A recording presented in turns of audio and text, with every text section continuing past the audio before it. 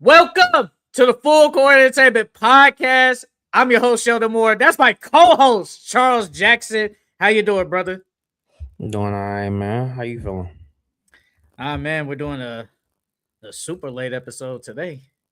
5 Yeah. o'clock our time, 6 o'clock on Easter time. This is a very late episode, but people had stuff to do. People had to get that bread.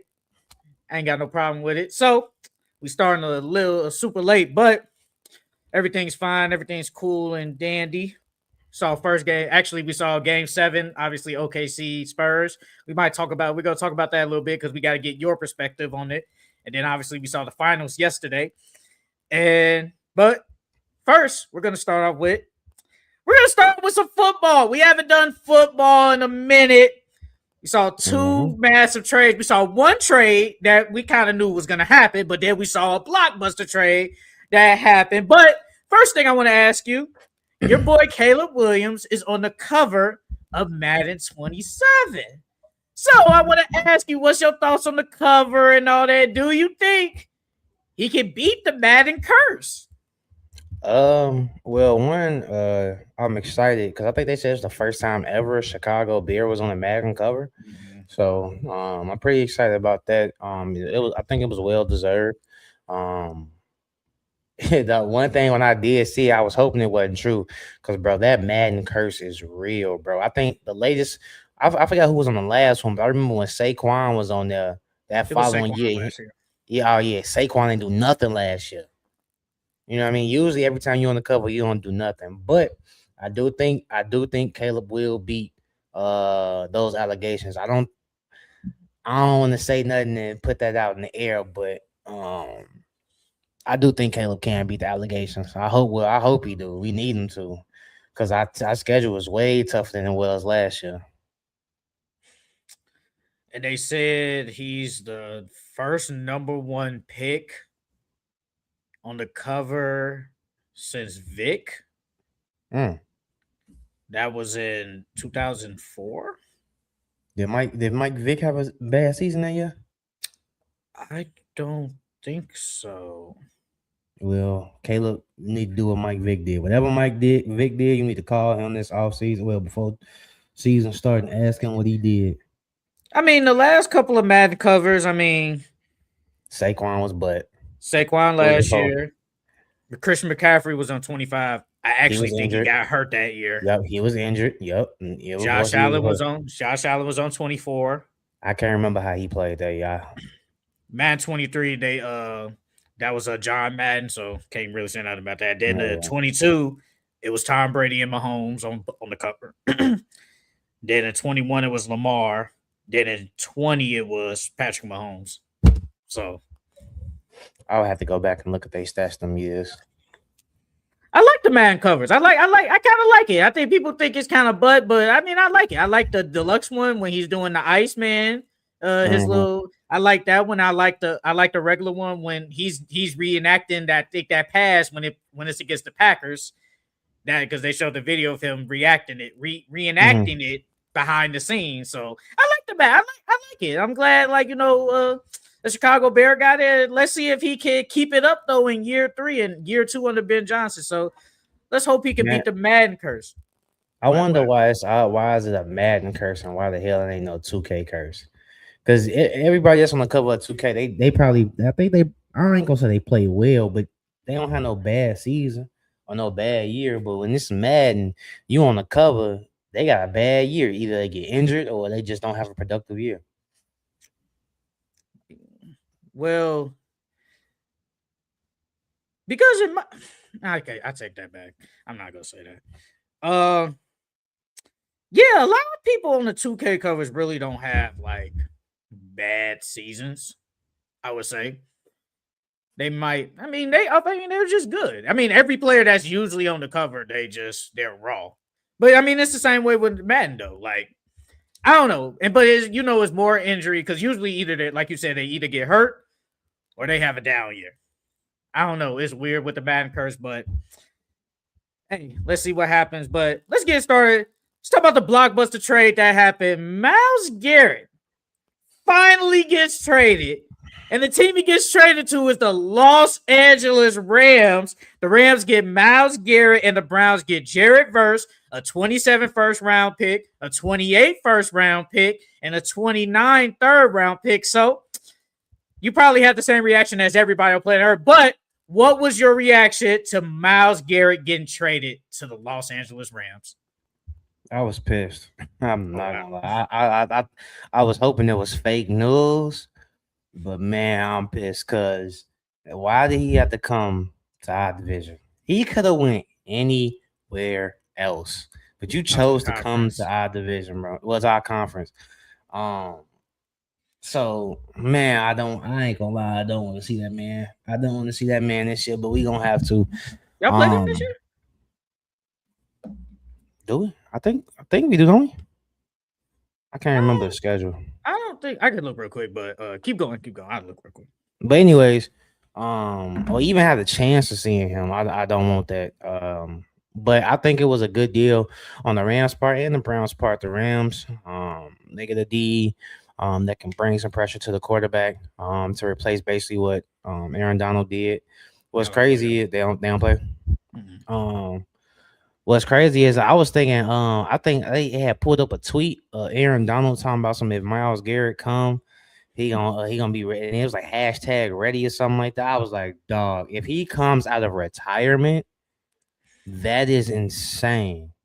But they upgraded they front end and they back end, so they look like they ready to go compete for another Super Bowl. To be honest with you, they look like they're gonna win it all. If Matthew Stafford stays healthy, if Puka stays healthy, if everyone stays healthy, they got a good chance of winning next year. They the favorites for sure. Oh, they definitely the favorites. And honestly, go ahead. I'll say then with the Browns, you got future compensation. And depending on because I think one of those picks can turn into a first, can't it?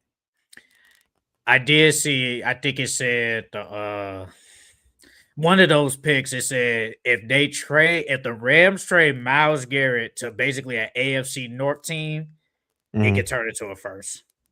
That's not gonna happen. Yeah, that's not gonna happen. But they get future draft compensation, and hopefully, the Browns don't screw that up and they pick players that can help their team and help whichever quarterback is gonna be the starting quarterback for the near future. So. I think it was decent for both teams. And they got Jared Verse in the deal. Jared Verse has been good. Like he's been really good for the Rams. But first reaction was I was like, wow. I saw the little fire, the little signal thing, the fire alarm, like the alarm signal. I said fire, the alarm signal emoji. For a minute there, I thought it was us. But then I saw Rams. I was like, wow. Hey, the Rams don't play, bro. This is what I'm talking about. F them picks, bro. If we got a chance to go get a superstar player that can help us win a Super Bowl now, go out there and get him. I got no problem with this. I actually love this move. I mean, when we play against them in week 3, I'm not gonna love it. But from a fan's perspective, I actually like this. Like bro, they got a super team. Bro, you trade for Myles Garrett and you traded for Trent McDuffie, arguably a top 5, top 10 corner in the league. You got Matthew Stafford, the MVP. You got Puka, a top 5 wide receiver. Devontae Adams, still arguably top 10. And you got Kyron Williams and Blake Corum. And your tight end group is good. Yep. Bro, the Rams are set up to win the Super Bowl now. Are they going to go 17-0? No. But I would not be shocked if they lose at least probably. I wouldn't be shocked if they lost less than 3 games. I'll say I'll give them 3 losses. I'll give them 3. So this team is set up to succeed, and I wish teams would do this more. Hey, maybe Pat Riley need to go talk to Les Snead and be like, man, you think I should pull that trigger? I'm just saying. They say it's real close to Miami getting Giannis. That's what they say. I saw that, but we go get into that later probably. But I love this for the Rams. I think this was a great move, a great win now move for them, and they trying to go win the Super Bowl. And for the Browns, I like the move for them too. You still get a young defensive player, you get draft compensation, like you said, and they already had a lot of draft picks anyway from all the other trades they do. And the Browns have actually drafted really well. They just haven't gotten the best position right yet. It's a wait and see, but the quarterback position. If once they get the quarterback position right, which could be this year with probably either Shador Sanders, Deshaun, whichever, they could be set up for the future. But I mean, this year's wash anyway. Like they're going to be terrible anyway this year. So who cares? And I saw that I don't even think they have their own pick though. But you do got the Rams pick, and I think you got another pick from somebody else. So they do got 2 first-round picks, but that Rams pick probably most likely ain't gonna be high anyway. It's probably gonna be literally late 20s. So it is what it is. But I like it for the Browns. At least they signaling full rebuild. Myles Garrett finally gets out of there because he wasn't doing nothing there anyway. I love this move. I love it for the Browns. I think this was a win-win for both sides. Me personally, man, them Rams, man, this might be, honestly, though, this is probably one of the best rides I've ever seen in my life. How long you think their championship window is now? As long as Matthew Stafford there, so I'm going to say at least 2 years. At least 2 years. As long as Matthew Stafford there, that's how long the window open. But, I mean, this year, once you traded Myles Garrett, honestly, before you even traded for Myles Garrett, y'all was basically Super Bowl or bust. Like, you have to win the Super Bowl this year. No ifs, ands, or buts, bro. You have to win the Super Bowl. You have to. If not, the season's a failure. The season is a failure. So, hey, shout out to the Rams for making a bold move. And shout out to the Browns for finally moving Myles Garrett. Like, bro, he didn't want to be there, like, be them losing teams, man. Now he going on a winning team. Brother, come on now. And he going to Los Angeles. And that, you go from Cleveland to Los Angeles. Come on now. You go from cold to sunny. He going to love it, though. I bet he would. I love it too.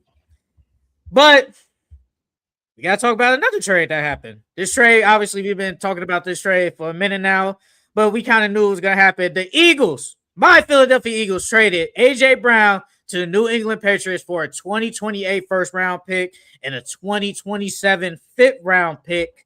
So, what's your thoughts on A.J. Brown finally getting traded and heading to the Patriots? I think that, with the Eagles, it frees up that drama in that locker room.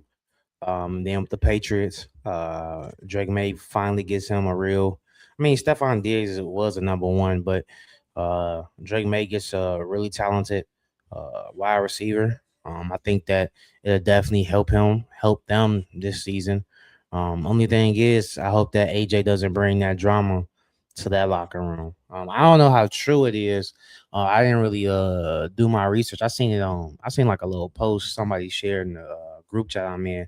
They were saying that AJ Brown said that he stirred up drama with the media on purpose because it was to push those guys, and he knew that locker room can handle it because it was real men in there. So he would say certain stuff to the media to push them and to give us the upper hand because some pressure is good pressure, you know what I'm saying, depending on how you handle it. But hopefully he doesn't bring that drama to the Patriots locker room because you got a young quarterback. And I mean, I don't know Drake May from a can of paint, but that could mess up his psyche, mess up his confidence. So hopefully he doesn't bring that over there to the Patriots. But I like it for the Patriots, though. I definitely do like it for the Patriots. Apparently, the Patriots was his favorite team all his life. I will hope he doesn't stir up no drama. I mean, he stirred up some drama because the play calling was bad, and the quarterback, Jalen Hurts, there was sometimes he didn't throw the ball a lot, and it is what it is. For the Eagles side, I mean, finally, we've been waiting for this for at least probably like the past 2 months. We've been waiting for it. We knew it was going to happen, but it was like, just hurry up. And we knew the team, and that's exactly what happened. Them dudes probably been talking for the longest. How he said, I will only trade him if we get a first-round pick. He got the first rounder, like he said. I have no problem with AJ going. He will be missed. He was the best wide receiver we had in a long time. He helped us win a Super Bowl, helped us get to 2 Super Bowls. There's nothing I can say. He was really good, but at the same time, it's time to move on.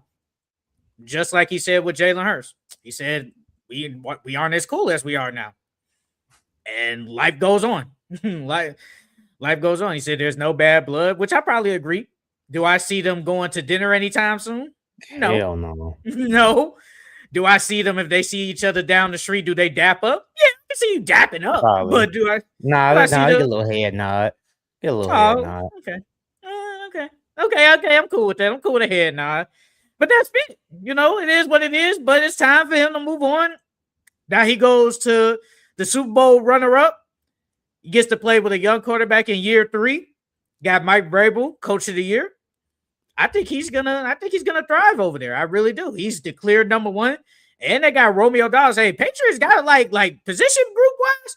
Travion Henderson, Ramondre, AJ, Romeo Dobbs. Well, Kashante Booty said he wanted to get traded, so who knows? But you got Hunter Henry over there. They got a lot of skilled position players over there. So, you know, they good. And their defense is still the same. Defense is one of the best last year. So, Patriots is still going to be a good team. And now you got to prove it. I don't know if they're going back to the bowl, though. I don't think they're going back to the bowl either. Their schedule is way Their schedule is way harder this year. It's way harder. So Drake May, you better not mess me up in fantasy this year, man. I need you to play good again. They definitely played against some weak teams last year. They definitely did. So, but I like it for both sides. We freed up. We already got a whole bunch of wide receivers with Devontae as our number 1. Malachi probably slides in number 2. Dontavian Wiggs. We got Hollywood Brown. You know, I mean, we're still good over there. So, but will we miss AJ sometimes? Hell yeah, we're gonna miss that. Like AJ is arguably a top 5 wide receiver in the game, and the Patriots just got him for 28 first round pick. So, but hey, I like the trade. I like that we got some draft capital and we saved up some money. So I'm cool with it. And the Patriots got their guy to help them get back to the Super Bowl and possibly win the Super Bowl. So I think it's even for both sides. And honestly, the last thing we'll talk about football related, Odell Beckham. He resigns with the Giants. He didn't play in the league last year. I think he was still rehabbing injury. Not rehabbing, but just injuries was still there. And he kind of was just out the league in general. But what's your thoughts on Odell Beckham reuniting with the Giants? I was just gonna say, ain't his knee still messed up? Or was it like bone on bone? Because I remember when he when he was last in the league, they were saying like his knee was like bone on bone or something like that. I can't remember specifically what this knee injury was, but when I seen him, I'm like, ain't that bro knee gone with? I'm like, he got to be there just for locker room vibes. I'm not gonna lie, he got to be there just for locker room. I don't know if he'll actually play or not. Because he looks good when I seen him in OTAs and he was running routes and stuff. He looked good, but that just because you running routes and OTAs don't mean nothing when it comes out there on Sunday. But hopefully he's healthy. I think that it could help them. And then they signed a bunch of other wide receivers too. Because I seen a clip of Malik Neighbors. I don't know if they sent to that. You saw that? You talking about when the he was one when he was running baseball game? That didn't look good. That didn't look that good, bro. That didn't look good at all. So, hopefully Odell can stay healthy. Hopefully he makes the team. You don't think he gonna make the team? I think he gonna make the team. I don't know. I mean, everybody on that team ain't making the team, bro. Because you already got Malik Neighbors. Malik Neighbors gonna be there regardless. You got Darius Slade. He was okay. He's gonna be there. Jalen Hyatt is a speed threat. He probably be there. They drafted a wide receiver in the 3rd round just because he's a 3rd round receiver. He's gonna be on the team. They signed Juju, and they signed Braxton Berrios. I don't know, but this is my thing though. If Odell Beckham does play, is he gonna get even some playing time though? That's my thing. I'd rather see you play than just sit on the bench. I want you to do something, vibes, man. He there for the vibes. He trying to make New York lit again. He there for the vibes, dog. New York already. Boy, if they, never mind. But if the Knicks win the championship, it's only gonna be bad for the Giants because they gonna expect the Giants to play really well. They gonna want them to go to the bowl or even get close to it. So, I don't know. And then now Odell back. Odell made his career there, and everyone loves him. So it's gonna be bad for the Giants if the New York Knicks win. He ain't played in a minute though. Yeah, Like he the ain't playing with last. the last 3 years. No, he was on the Dolphins. That was probably like a year or two ago, but he didn't really do nothing there. He played for the Ravens. He didn't really do nothing. So it's like, oh yeah, and they got Calvin Austin, the receiver on the Steelers, and they signed Darnell Mooney. They got they signed all these receivers. All of Yeah, them guys are not making it. So it's yeah, for like sure. you probably keep what 5 or 6 receivers. They ain't all making that team, bro. So League I, neighbors, that rookie that they drafted. Who Darnell else you say? Mooney, Darnell Mooney, Calvin Austin, Calvin Austin. Darius Slayton was already on the team. So Slayton. Hyatt. That's 6 right there. Then you side Juju and Burials. That's 8 receivers. Yeah. Odell might be the odd man out. You're right. He I might be don't just know. might be the odd man. I mean, if he hoops, he hoops. I just don't want him to hoop like in the preseason that he just doesn't do anything like in the regular season. And then you know what? I'm not even gonna say that. I mean, good vibes on, good vibes on. But I mean, I'm cool with it. I mean, it's a full circle moment. Like we ain't gonna act like when Odell was on the Giants, he won a monster. Like I'm not gonna forget about that. Like he has one of the greatest catches ever, like in NFL history. He has one of the greatest catches. Like the that man was a man, that dog. man has still been relevant because of that catch. And that catch was how long ago? Ooh, that catch was like, when did he come in the league? Bro, that catch literally made his stardom, and he's been a star ever since because of that catch. Odell That's been crazy. Odell been in the league since 2014. Yeah, that was 2014. So we going on what 12 years? So it's like, I mean, he played 12 games in his rookie year. He had 1,300 yards and 12 touchdowns. So I mean, and remember he had the hair too. Everybody had the Odell haircut. Everybody had that. Yeah, I remember So, that. Yeah, I remember that. so I mean, he's a star. It's just can he show it on the field? But I mean, I'm happy. I'm happy he's there. Let's see how it goes. Like in the preseason. Hope knock on wood stays healthy. Let's see how it works. Let's see how it works. But let's get on with the NBA. Before we get to the finals, I already did my recap video on the Thunder and the Spurs in Game 7. But gotta hear what Charles got to say. Then we're gonna talk about what's next for the OKC Thunder. But obviously, the Spurs win Game 7 of the conference finals. Wemby had a decent game, but we know Chet had the sticker. But before we get into offseason for the Thunder, I want to ask Charles what was his thoughts on Game 7 between Spurs and the Thunder. That entire game, I think, of course, the elephant in the room is Chet, bro. Like, only taking 2 shot attempts, dog. Like, bro, you that scared of Wemby that you only take 2 shots, dog. Like, this is the game. You've been to the finals last year. You know what it's like to win a championship. You know what it's like to go Game 7, and you only attempt 2 shots. You're the second best player on that team. And you only take 2, bro. That's unacceptable, dog. All this talk. This is why I said Chet shouldn't have made that the all NBA team, dog. This right here is the reason why. Taking 2 damn shots, bro. You the second tallest player on that court, and you only take 2 shots. What did Jared Allen say? The other year, the lights were too bright. Boy, he saw Wemby, and boy, he shriveled up.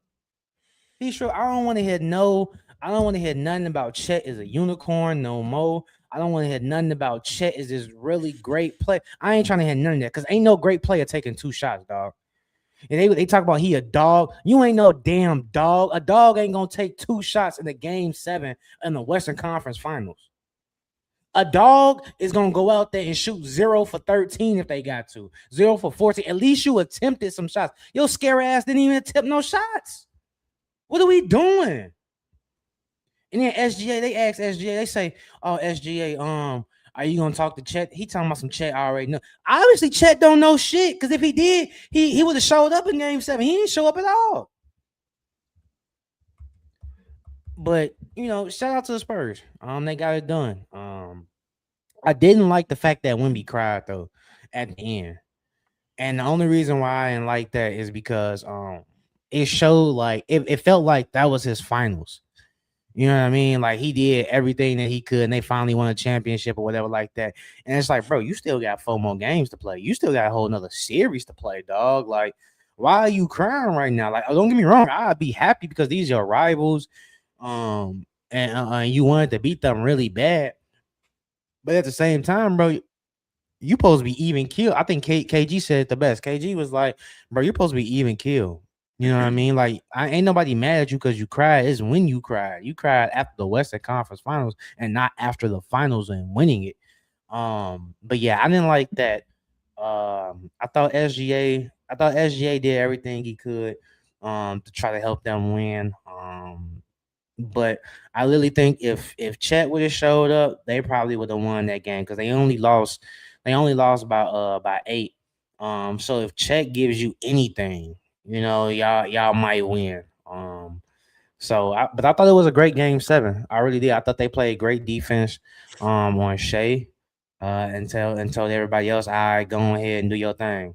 Alex Caruso stunk it up, shot 3 for 14. Bro, that's another thing. You let Alex Caruso take more shots than you. That man gets paid just strictly off defense and being ball head. And you only take 2 shots, dog?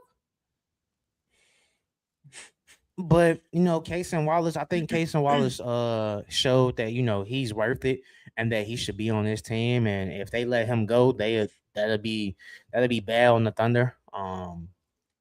But I thought it was a great series. I thought it was a great series. I thought if J Dub or AJ Mitchell was healthy, it could have been a different outcome. But the show must go on. So shout out to the Thunder, shout out to the San Antonio Spurs. 2 things. 1, the All NBA is a regular season award, but I get what you're saying. He didn't do shit in the regular season. We're not gonna do that. He played decent. He played good though. Like, we're not gonna do that. He played like an average NBA player in the regular season. He didn't play like an All NBA. He definitely was second best player on the team. Helped them get the best record in the NBA. I mean, come on. And second, see, that's my thing. I get where everybody's saying, like with you, KG. I get it. Yeah, you're crying in the conference finals, but look what they had to go through. Look what Wemby has to overcome. Last year, he had blood clots, went through an injury, and he just loves the game of basketball. I'm not talking about you, but in general, we always talk about how what we always be making jokes of. Man, we need them guys that from the projects, people that care about basketball, want to play. Then when we get somebody that do care, it's like pick, bro. Because we talking about it now, how these guys don't care about basketball. They only care about what basketball gives them with the stardom, the money, the women. Then we got a guy that actually cares about hooping, and we still talk about them. It's just like, bro, pick, please. Pick. That's my only thing, bro. We got to choose a side when it comes to that. We got to.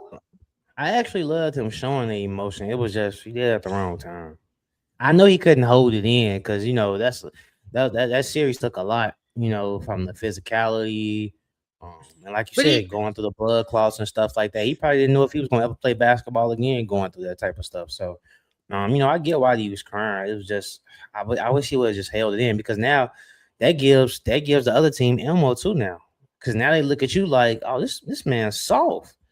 Oh, he think this was it. This was the game of his life. He crying. So, it just gives the other team ammo. That's why I wish he would have just waited until at least got back. Remember when he cried after that regular season game against the Clippers? Remember that? Mm-hmm. That was a horrible game. I think they went into overtime that game. And he said he's not scared of showing his emotions. Yeah, he French. Oui. You LaShawn McCoy too? He said the same thing. It's true. I don't believe that's true though. Nah, French people do show a lot of emotion. They show a lot of emotion. I don't believe that, bro. I don't know. Maybe the guy just loves the game of basketball. Hey, you know what's funny? I'm surprised you wouldn't say Jalen Williams outplayed them too. Jalen Williams was better than Chet. Jalen Williams was way better than Chet. Everybody played better than Chet. Everybody outplayed Chet, if we being honest. I mean, I already spoke on the game on my recap video, but Chet was ass. I mean, as simple as that. He was bad and he got scared. I mean, let's remember, let's not forget, Wemby dunked on him in the beginning of the game. Dunked on that man. Like, that was a nasty dunk, and they kept replaying it. I just feel like you said, bro, when you're the second best player, when you are all NBA, bro, you only gave me 2 shots, and they were early in the first half, too. And so the whole second half, you didn't even tip the shot. Remember that? I think that 3 at the end of the game, he had wide open. Then he passed it up. It's like, yeah, bro. Confidence shook at that point. Scary. Confidence is shook, bro. That man, like, when he took his aura. No facts, though. Like facts. And this is the game with, because remember, game 6, SGA played terrible. He bounces back, gives you a good game, and then no one else did anything. Like in game 7, no one did nothing. I mean, he had others show up. Yeah, he had some people. It was Casey Wallace, and that was it. And Casey Wallace was the only person that showed up, bro. Alex Caruso did. Showed up with 12. That was only in the first half, though. Second half, he only scored 2 points. He didn't do nothing, bro. I mean, but without them 12, they wouldn't even been close. What Jalen Williams showed up. But they were already up by a lot, even when he did score the 10 points, though. So I can't give him that. And yes, AJ Mitchell and J-Dub, they got hurt. It is what it is. But remember, they were hurt and they went up 3-2. And they lost the next 2 games. So I really can't blame the injuries when you guys were up 3-2. And you had home court in the last game. Lou Dort was terrible. This whole series, bad. Did nothing. This whole year, his offense was terrible. This whole entire year. I don't know what happened to him, because last year he was on the heater. This year he ain't show up at all. And before we go what's next for the Thunder in the offseason, I'm glad Mark Daigneault didn't, he did something that I wish Miss Johnson would have did yesterday. He sat Chet ass down because he wasn't doing nothing. He sat him down. He benched him at the end of the game because he's giving you nothing. I'm not going to keep you out there just because you're one of our best players. Like, I'm not doing that. Like, you are giving us literally nothing. So sit on the bench with me and let's try to win this game. That's exactly what we did. But we going to get into Miss Johnson and all them in a minute. But, the Thunder had the best record in the NBA, was the first seed, went to game 7 of the conference finals. I want to ask you, what's next for the Oklahoma City Thunder this offseason? Look, before I answer that, like, my thing with Chet G, it's just you wasn't being aggressive. That's literally it. Like, if you was aggressive and like you said, you shot 2 for 14, 2 for 15, 16, I don't think nobody would have a problem. It's the fact that you weren't aggressive at all. And that's why Mark Daigneault took him out. You wasn't being aggressive. You was playing scary after we just been through this before. You know what I mean? I think next year for Chet has to take the next step, bro. I'm not gonna lie. As far as like confidence, like this should have shown you right here, you still got more to prove. You still got more to do in this league, because there's no way in hell that you should have went out like that, bro. And now you're gonna be the talk the entire off season. From now on, next season, everybody's gonna talk about that performance. Whenever you play the Spurs, everybody's gonna talk about how you're scared of Wemby. You know what I mean? So Chet has to come in next season very aggressive, very, very aggressive. He has to take this offseason very seriously, bro. But as far as what the Thunder need to do next, I low-key think it's time for J-Dub to go. I'm not gonna lie to you. Between him, Chet, and SGA, they taking up a lot of the team's money. And I think that, with the draft compensation that they have, and then with the money they making, they can make some real big splashes.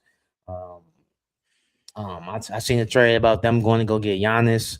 That would be nice for them, pairing Chet and Giannis together with SGA. I think that could do a real good damage. But they could do a lot of things. I think that's step one. Trading J-Dub, because like I think I said it last week on the pod, they showed that J-Dub is expendable. They were winning without him the entire year because he barely played due to those that hamstring. And then with the surgence of AJ Mitchell, and then you still got guys like Case and Wallace who deserve more tick, and more tick. So I think that's step one. Step two, I think you need to go get some more forwards. I think you need to go get some more guards. I mean, yeah, you got Topic, but we don't really know what he is yet. I think you need to go get some more depth for that team. And that's about it. I think J Dub needs to go, and they need to go get some more depth for sure. I mean, after the Chet stinker, everybody keeps saying just trade Chet for No, Giannis. nah, nah. I I understand. I understand what he did, but I think he still deserves to stay there. I don't think he deserves to be traded. according like not you, but if we're going off like this mindset, it's like you got a decision to make. We trade Jada because we shown like he's been injured. He's been injured a pretty decent amount of times, and Chet has shown like he's basically soft. So you have to choose. If this happens, I don't know, but which one do we trade? I mean, look, if you're gonna Well, see who pretty making more good, money? You can get Chet for cheaper. His next deal could be cheaper I or cheap. mean, I think And then if you I keep think J Chet Dub, is I think J making Dub is only gonna more. get better. I think J Dub is definitely gonna only get better, and then you I, gonna have to pay him. but I mean, they're already paid. Yeah, I'm saying for his next contract though. Chet next year is gonna be making $41 million. He don't deserve that. Jada next year, Jada will be making it's about the same 41. They'll both be making a lot. They're both gonna be making 40s.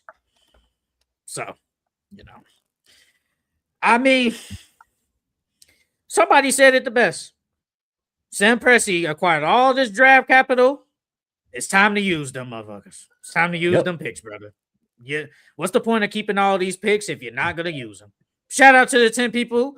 And if anybody wants to join the chat, join the stream. The link is in the description. Just join it and just pop up, and we could talk about after this. We're gonna be talking about the finals and stuff like that. So just pop up. But according, Hey, so well, go ahead. Go ahead. didn't I tell you that the Thunder needed to make some moves that off season? You know I what's told you they funny? was not You they know, was not gonna win unless they made some moves, bro. hey, I was gonna bring that up eventually. I forgot, but I was thinking about that kind of like all week leading up to that. I was like, hey, Charles said it last summer that they kind of need to make moves. And I do remember people in the comments whirl your ass talking about, hey, On my ass. Now look at them. they whirl your ass. They were saying this team just won a championship. Why they need to make some moves? They just won a championship.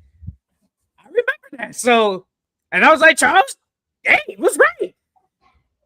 They lost because maybe they didn't make that big move. Who knows? But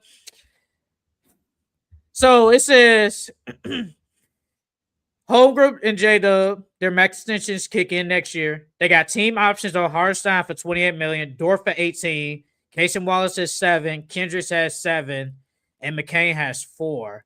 And the Thunder have 3 picks, 12, 17, and 37.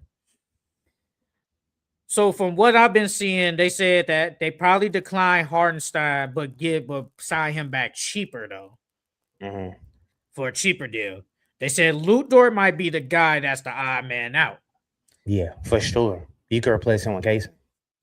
And Casey Wallace, I think, what's this year? He's going into year 4, right? Yeah, well, next year before. Yeah, I think next year. So he's low key extension eligible. So and I think you have to re-sign him. He's good. I think he got a bright future, bro. Like I don't think he's had a chance to really show what he could do. I mean, he's really good, bro. Like that game 7, he had like 5, or I think it was like 4 3-pointers in the fourth quarter. But McCain, he'll still be there. Kendrick Williams, I think he's gone. And they also said that they're probably gonna try to get rid of Isaiah Joe and Aaron Wiggins. Those guys were kind of key for them last year. They didn't even barely play like all this year, and in the playoffs, they barely touched the court. Barely. Yeah. So it's just hard because you got Jada. We know what he is, second best player. He just hasn't been healthy in stretches, but Chet has shown his inability to be like somewhat of a star. Like I said, if you got a chance to go get a superstar and say Giannis or whatever, I say go get him because I feel like y'all got the best package to do it. Y'all just don't want to do it, and that's fine. I understand that. But if y'all really want to trade for Giannis, go get that dude, bro. Yeah, I say go get him. But like, it just really depends. And then AJ Mitchell's coming back, who was arguably a 6-man candidate this year. Like, it was really good. And man, they just had a decent amount of injuries this year, and then it just caught up to them in the conference finals. They got to think about something because they probably had a chance of beating the Spurs. They had a chance. They did. They had a chance. Did you hear what Casey Wallace said? They asked him about the Spurs, and he was like, "They're a beatable team." I mean, he's not lying, but I'm like, dang, you can't give them no praise. I ain't mad at him though. I don't think I would have gave him no praise either. To be honest with you, I would have been salty too. I ain't gonna lie. Who giving another team praise though? Come on now. I mean, usually that's what happens when a team beats that. Usually the other team shows respect to them and give them praise, but I ain't mad at Casey. You know what's crazy though? I feel like if they bring like the same group back and then you got the picks like 12 and 17, those guys won't even play. They don't play. It depends on who they is. Like if they go get what's bro name from Michigan, Lindenbaugh. Yeah, I think he'll play. I think he'll play for sure. Because I'm just thinking of like bench. If they keep the same people, I'm just talking about like they bring back everybody. I mean, the second neighbor gonna be crazy, but I'm just saying they bring back everybody. Like we got Kaysen, we got AJ, we got Caruso. Shit, I forgot about him. And I mean, after that, it's like, where are the consistent minutes? It's gonna have to be from that forward position because they don't really have no backups from the forward position. They really don't. Like who? Like, I mean, you got Jalen Williams and you got Kendrick Williams, but he gonna be gone. But at that small forward spot, besides Andrew Wiggins, they ain't really got nobody. So. Oh, and Jared McCain, forgot about him. It's like, where do you get the minutes from? Say from them guys you pick in the first round. Where do they play, or do they go to the G League or something? It's like, bro. And then remember, they still got Sober. He tore his foot or something. I think he hurt his foot or his knee or something. I think he tore his ACL. He's supposed to probably get at least some decent run next year. Yeah, I mean, he gonna play in summer league though. So it's like they got too many guys on that team, bro. And they don't want to be in the second eight. Like, nobody wants to be in that. So they just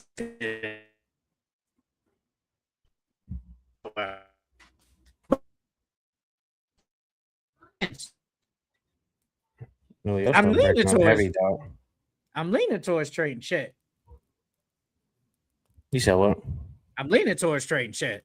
Why Chet? Because of that performance, or for other reasons, or that's included in it. Yeah, that's included in it. And maybe the if you trade him to Milwaukee, what if I just want a big? What if I need like that young big man?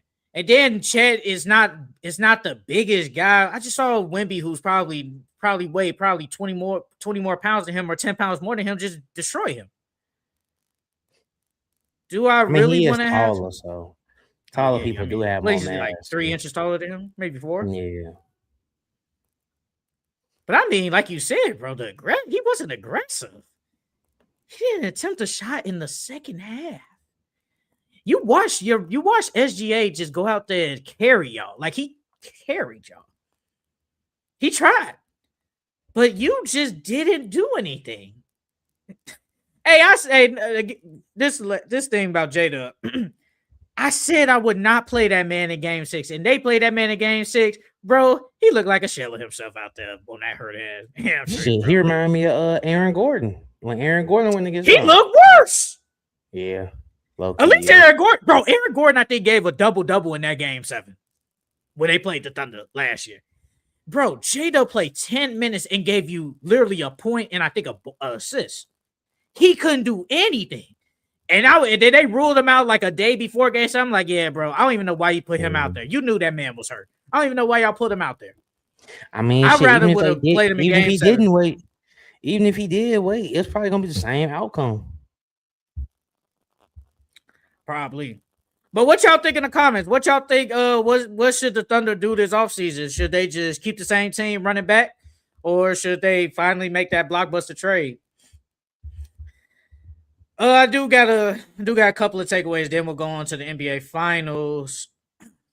I don't know if you. Oh, well, let's start with this.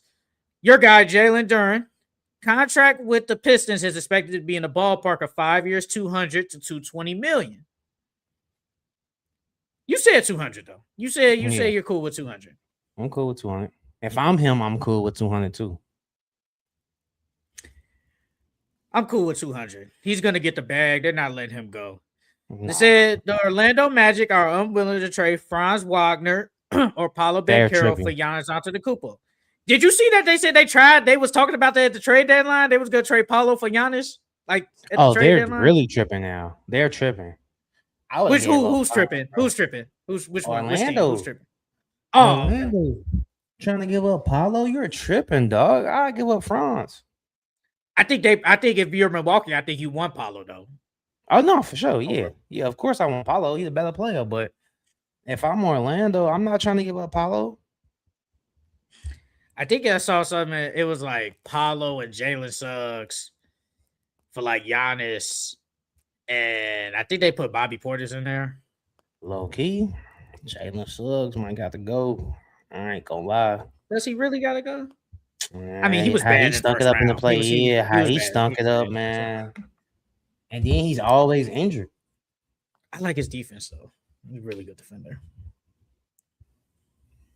I like his defense.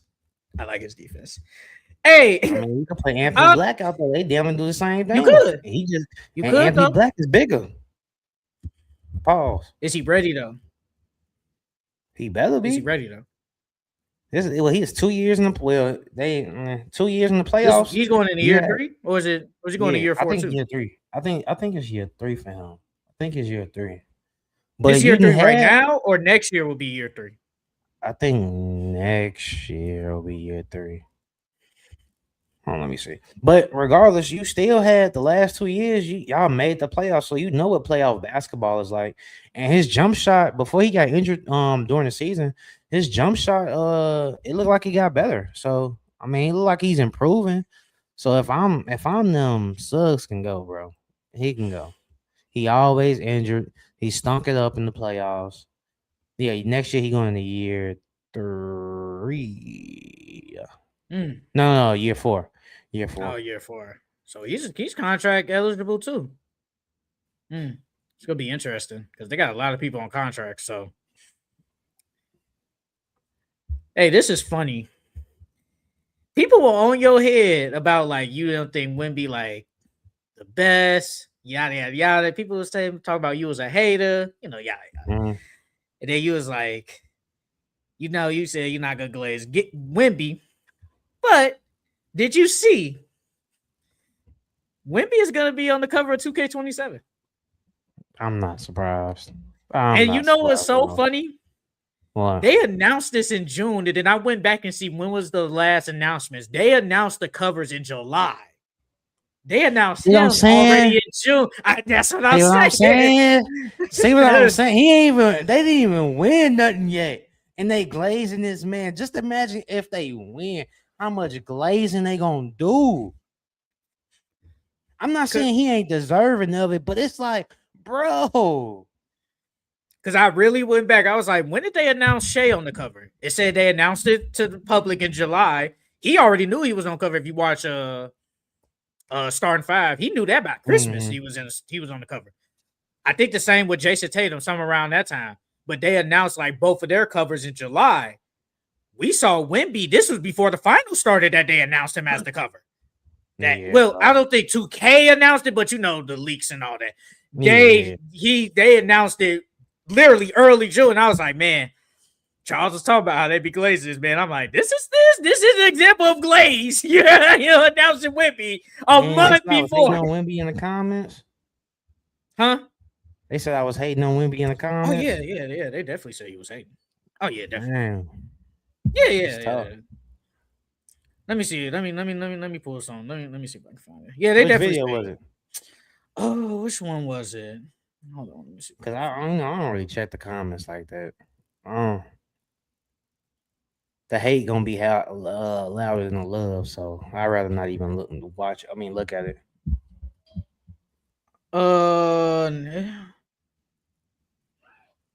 It was one of our recent videos. I think it was one of the ones I posted last week. I don't see nothing really crazy. Maybe I think it probably in the YouTube comments. On the TikTok, it's not that crazy. It's not that crazy on the TikTok comments. Let me see if I can. Let me see real quick. Then we'll move on. And you say one thing about somebody, then you a hater. Like I gotta say something good about every single time. I can't have a different opinion. God dang. Oh, I think it's this one. It's the one when I said, "Do we want Victor Wembanyama to win this early?" Because you definitely said you didn't want him to win this early. You Nah, I said didn't. that. Yeah. I You remember definitely that. said that. Yeah, I remember. And somebody said, "Sound like a hater. Can't even appreciate what's happening in front of you. If they win, it's because they deserve it." Wade won in third season in the league. Kendrick Lamar ass hating. So you rather watch SGA flop around? You one of those clowns. Somebody said, but I doubt it. I doubt it is not better than the two best centers that play for the team that he plays for. He didn't say nothing crazy. Then he said, "What's wrong with that, bro? You're a hater, and it's disgusting to see." I mean, that's what it is. Hey, man, that's his opinion. You don't want to see Wemby win. I want to see Wemby win. Two more things. Two more things. So I don't know if you saw, but it says the Pelicans are trying to get Jaylen Brown. And they said that the trade, if it does happen, it could be Trey Murphy, DeJounte Murray, and draft capital for Jaylen Brown. I fake don't hate it. Yeah, I was gonna say low key, that's low key decent. Cause you get a point guard, you get DeJounte. DeJounte is low key a pass first point guard. You get him and he's defensive minded. And then you got Derek White in the backcourt with him. So your backcourt gonna be really good defensively. And then you got JT, and then you can have Trey Murphy, a shooter next to JT. And then you got either Kato or whatever they do with Vucevic. So I mean, I ain't mad at it. I ain't mad at it either. I kind of like it low key. And then on the Pelican side, I mean, it's gonna suck for Jaylen Brown because he ain't gonna be winning nothing. But you got Jeremiah Fears at the one. Probably put Jaylen Brown at the two. Then you got Zion. Herb Jones. Herb Jones is still there. And then Derek Queen or Messi or Messi if they don't want to start Derek Queen. I mean, hey, I kind of like it for the Celtics if they get that. That ain't that bad. And it frees up some cap space, so ain't bad. That ain't bad at all. I like it. I like it if Jaylen Brown gets traded to the Pelicans, but like Zion and Jaylen Brown, that could work. Underrated duo. Yeah. NBA. Underrated. Yeah, that's underrated. That's underrated for sure. And then it's the last thing I know we keep talking about. You kind of said it earlier, the Miami Heat and the Bucks. And then somebody put out if they do say the trade, because I keep seeing like now it's saying they would give up Tyler Hero, Ware, Jaime Jaquez, the 13th pick, and probably even more draft capital for Giannis. And then the guy said this lineup will be Ryan Rollins, Tyler Hero, Jaime Jaquez, Khalil Ware, Myles Turner, and you also have your picks number 10 and 13. And I said, on paper, that ain't that bad. No, it's not that bad. It's not that bad. But you gotta hit on them picks though. You gotta hit on them picks. And they do a decent job at drafting. They drafted Jabari. Well, Jabari was number 2. So that was a minute ago. Though. Yeah. Jabari, they hit on Giannis. Who else they drafted? They hit on Middleton. I don't think. No, they didn't draft him. He got traded. He got drafted by Detroit, didn't he? They actually, after say Giannis and Jabari, they haven't really drafted that good.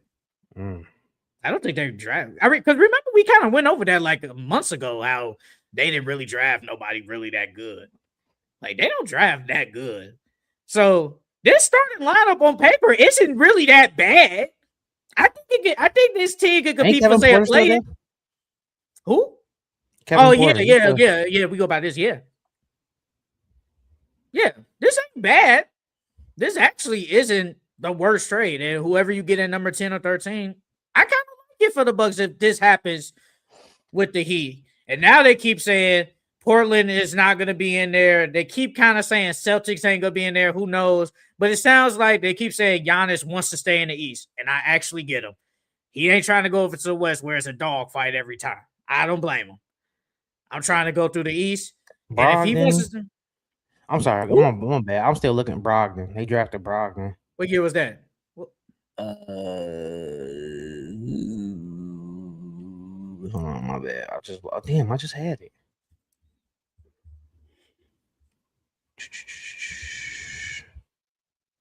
Damn, 16. That was 10 years ago.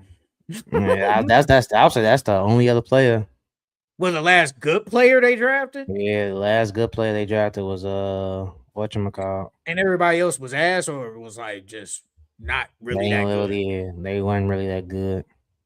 Yeah, they really don't draft that good. Did they draft Dante? They drafted Dante? Yeah, they drafted Dante DiVincenzo. Dante. Yeah, well, Dante was decent. in 18 and 18, decent. But other than that, yeah. Basically, a 20 of the 2020s, they haven't drafted nobody that Nobody. Good. Yeah. Well, Beauchamp, but they didn't play him. Nah, I'm not counting that. I don't even know what team he's on. Yeah, I don't even know what team he's on either. He on the Clippers. No, he on Philly. He don't get no tick. Yeah. So, but it sounds like it's either going to be the Heat or the Celtics. That's what it sounds like. If you want to stay in the East, it sounds like it's between them teams. And honestly, though, the Heat probably do got the best package. They probably Celtics ain't really got nothing to give them. I mean, you can give them Jaylen Brown, but it still probably won't be nowhere near as good as what the Heat can offer. Yeah, the Heat giving you what 3-4 players and picks. They give you 3 good players. Well, technically 4 with the lottery pick too. You're technically giving them 4 players. So, yeah. All right, that's it. So, let's move on. Let's talk about this NBA Finals. The NBA Finals is finally here between the Knicks and the Spurs. Last time they met was in 1999. It's been a long time. And the Knicks came out on top, winning 105-95 to steal game 1. We saw a couple of good games and we saw some stinkers. But what was your thoughts on the Spurs and Knicks game 1 NBA Finals? I thought it was a good game throughout. I thought both teams played good defense. I thought Cat played really good defense. I think the biggest takeaways from this game, one, the defense that they played on Brunson, the defense that Cat played on Wemby, and then De'Aaron Fox stinking it up, dog. I'm not gonna lie. I thought that, Cat, I thought people thought that Cat was gonna get dominated this game. But Cat, I feel like Cat, even though Wemby did have 26, it was the free throws that really saved him. He had 26 and 12, but I thought Cat played better than him, to be honest with you. Cat had 18 and 12. He dropped some dimes for assists. He had a good block. And then the Spurs, they were up majority of the game. That third they ended up going up by like 13, I want to say. And then that fourth quarter, the Knicks just took over. Brunson finally found it. I think that the Spurs found something. I think they need to stick with it. I also think that Keldon Johnson this series needs to play more. I don't think Harrison Barnes should be getting that many minutes. I think Dylan Harper, Carter Bryant, and Keldon should be playing most of those minutes off that bench. Because I think Carter Bryant could put really good defense on Jalen Brunson, or go out there and make it tough for him, or use up all 6 of his fouls. And then Dylan Harper, who played really, I think Dylan Harper's from New York, he's from New York or Jersey, one of them. But he played really well against them. I think he's gonna play well in the Garden too. But Keldon, I think they need Keldon for that aggressiveness. and that dog, because the Knicks, they got a bunch of dogs on that team. They're not gonna quit. They're gonna keep fighting, scratching, and clawing. Oh, I forgot about Josh Hart. Josh Hart was a big reason why the Knicks won that game too, because that man, he had 15 rebounds, 6 assists, and he had 4 steals and a block. So he was everywhere. I can't forget about Josh Hart. I think he's a reason why they clawed back into that game when they were down 13 and they end up getting that win. But I think that the Spurs found something. They just got to stick with it. I don't think that Wemby's gonna have this bad of a shooting night again. So I think that's gonna change in game two. After game two, I think they're gonna come out with the dub. But shout out for the Knicks. They showed why they deserve to make the finals. They showed why they're one of the best. They were one of the best teams in the league. And then in that fourth, when Jalen Brunson hit that 3 in the corner, I think to make them go up by either 1 or 2, I said, yeah. I was like, yeah, it's a wrap, bro. After he hit that, I said, it's a wrap, bro. It's a wrap. Once they didn't get that rebound, I'm like, yep, it's a wrap, bro. And sure enough, that was the end of the game right there. I think that play is not the play that cost them the game, but that's the play that ended the game right there. I said it yesterday. I'm going to just start it off with this. I understand why De'Aaron Fox is in the game. You need a ball handler because we just saw it, obviously, in the conference finals with Dylan Harper and Stephon Castle as your ball handlers. You're going to have 20 turnovers. I understand it. I get it. I do think Mitch Johnson damn near made a mistake, though, keeping him in that game and not putting Dylan Harper. I was just going to say, you think he should have kept Harper in? Yes. If we're being honest, I said it yesterday, and I'm going to stick with it. I think Dylan Harper was the best Spur yesterday. Yep. For sure. He was the best player on that team yesterday, bro. Yep. I don't care what anybody tell. Look, I love Wemby, but Wemby was ass. He was. He had a bad. I'm not going to say he was ass. He definitely played bad. But Dylan Harper was cooking early on, bro. They couldn't stop him. And I'm like, I think, though. He was attacking Shamet. He was attacking Brunson, and he bigger than them. Like I think he's a legit 6'6". So he was attacking them all night. He was attacking Mikal Bridges too. He got that and one, but they didn't count it. But yes, I truly believe he should have stayed in over Fox. Bro, Fox is giving you nothing. I don't mind that Fox is starting off aggressive and all that.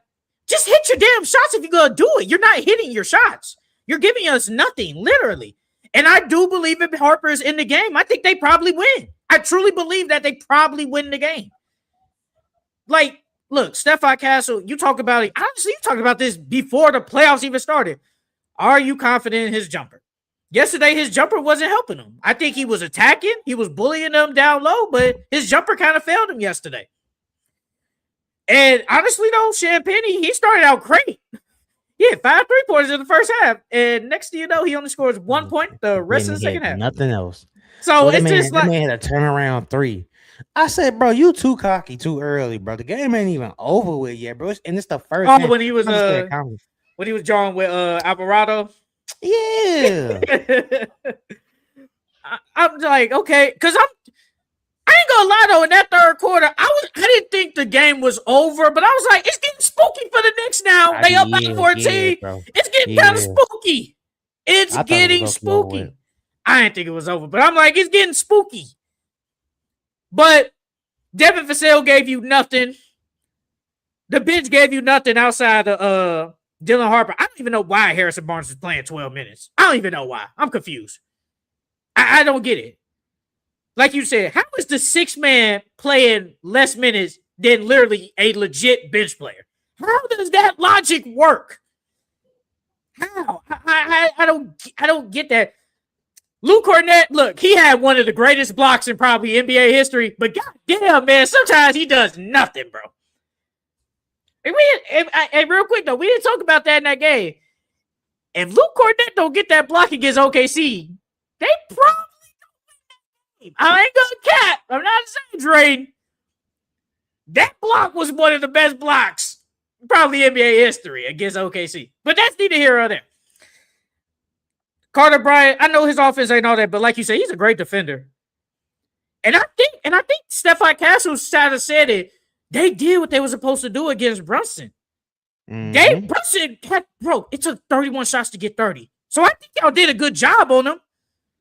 It's just in that fourth quarter, man. That dude clutch, bro. He's probably the clutchest player in the Yeah, NBA, bro. bro. He turned, and the thing is, he do it every game. Like you would think. Don't get me wrong. He's a really good player, but you would think that he'll have an off night one of these times. But like, it's like when the big games and you need a bucket, he shows up. No matter how big the game is, he shows up every time. And That's that Chicago in them. I said this. I said this like maybe I think in the playoffs or even before that. Wemby kind of struggles with bigs that got skill. He struggles with them. Cat is a skilled big man. He struggles with them. Like you said, Cat was way better than him yesterday. He just was. Cat was bullying Wemby. Was bullying that dude, bro. And everybody is talking about why is Wemby on Cat? Because I don't want Cat, who's probably 260, going up against the guy that's probably like 210, 220. Yeah. He's gonna baby him. And I feel like next game, don't put Wemby on Josh Hart. Let Josh Hart beat us. Let him. If Josh Hart does what he did in game 2 against the Cavs, you can't put Champagne. Only person that I think can guard Cat on that team that's small is Keldon Johnson. But we live with that though. And like Tobias Harris are like the same build, same type to me. Not as far as play wise, but like body wise. So that's the only person I think that can actually withstand Cat. But I'd rather not put my big man who's not the biggest on the guy's big, but I'd rather put him on somebody that not a good shooter. Let Josh Hart beat us. Who gonna guard Cat? You probably, if next game, I'm going to suggest we probably gonna put either Devin Vassell or Julian Champagne. Oh, Cat look. Hey, but this the thing. But this the thing though. If you do that, right? Cat probably is gonna see, hey, okay, got a little guy on me, but Wemby can at least stay in the paint. Cause it's like I'm looking at Josh Hart. Okay, I know he ain't a good shooter. And if I close out to Cat while there's somebody on him, I can potentially alter his shot, block him. Now, if Cat passes out to Josh Hart, he hits a 3, hey, it is what it is. We live with it. But I don't want him to directly stick Cat. He's just going to beat him every time. He struggles with these skilled big men. Because Wemby a close out and Cat would drive right past him every time. Every single time. I said it with Jokic. I said it even with Joel Embiid, like his rookie year. You got Cat. He struggles with these skilled big men. When it's these big men really with no skill outside of Chet, he just his daddy. He be killing them. He be killing them other centers because they're not skilled big men. But when it's a skilled big, he kind of struggles with them. It's simple as that. But I mean, look, I give the Knicks a lot of credit because let's be honest. Jalen Brunson really didn't play good until the fourth quarter. Mikal Bridges gave you nothing. OG Anunoby didn't start cooking until the fourth, really. Cat was good. Josh Hart was in foul trouble. And they were still in the game. Yeah, he still played good. Yeah. And you got, and he was in foul trouble. Shaman gave you 13 off the bench. Yeah. And they were still in the game. Still in the game. All that going on. But then if you look at the Spurs, our best player didn't have a good game. De'Aaron Fox didn't have a good game. Devin Vassell. And we could have won the game. So, I mean, on both sides, you kind of look like, hey, man, there's a chance we could have won. But, I mean, I feel like, honestly, though, I think the Knicks took it. That game away. The Spurs gave that game away. They had a chance to win, and their best player played like bad. He played bad. Bro, and hey, Wemby was tired early on in the game, bro. He was tired, bro. I'm like, bro, why you look out of breath already to start the game off? And then he's turning the ball. Go ahead. I don't know if it was true or not. But did you hear what Jeremy Shohan said? I don't know if it was true or not. But they were saying before the game started, they was like they were saying like in order to get Wemby, in order to go at Wemby, you gotta basically get him tired. So that's running up and down the floor, being very active and being physical with him. Because He's gonna expect the physicality, but if you're running up and down and you're getting him tired and you're going at him, he's gonna naturally get tired and they're gonna have to take him out the game. Hence why Luke Cornett got some minutes. Because if we being honest, it's the finals now. These guys should be playing 40 something minutes every game. We being honest. Yeah, De'Aaron Fox and Wemby led it in 38 minutes. 38, yeah. No, but you're right though. He led it in because Wemby only shot 6 for 21. He did not play good. He didn't. He played bad. Like his best stretch was in that fourth quarter when he hit that 3 and then had that and one.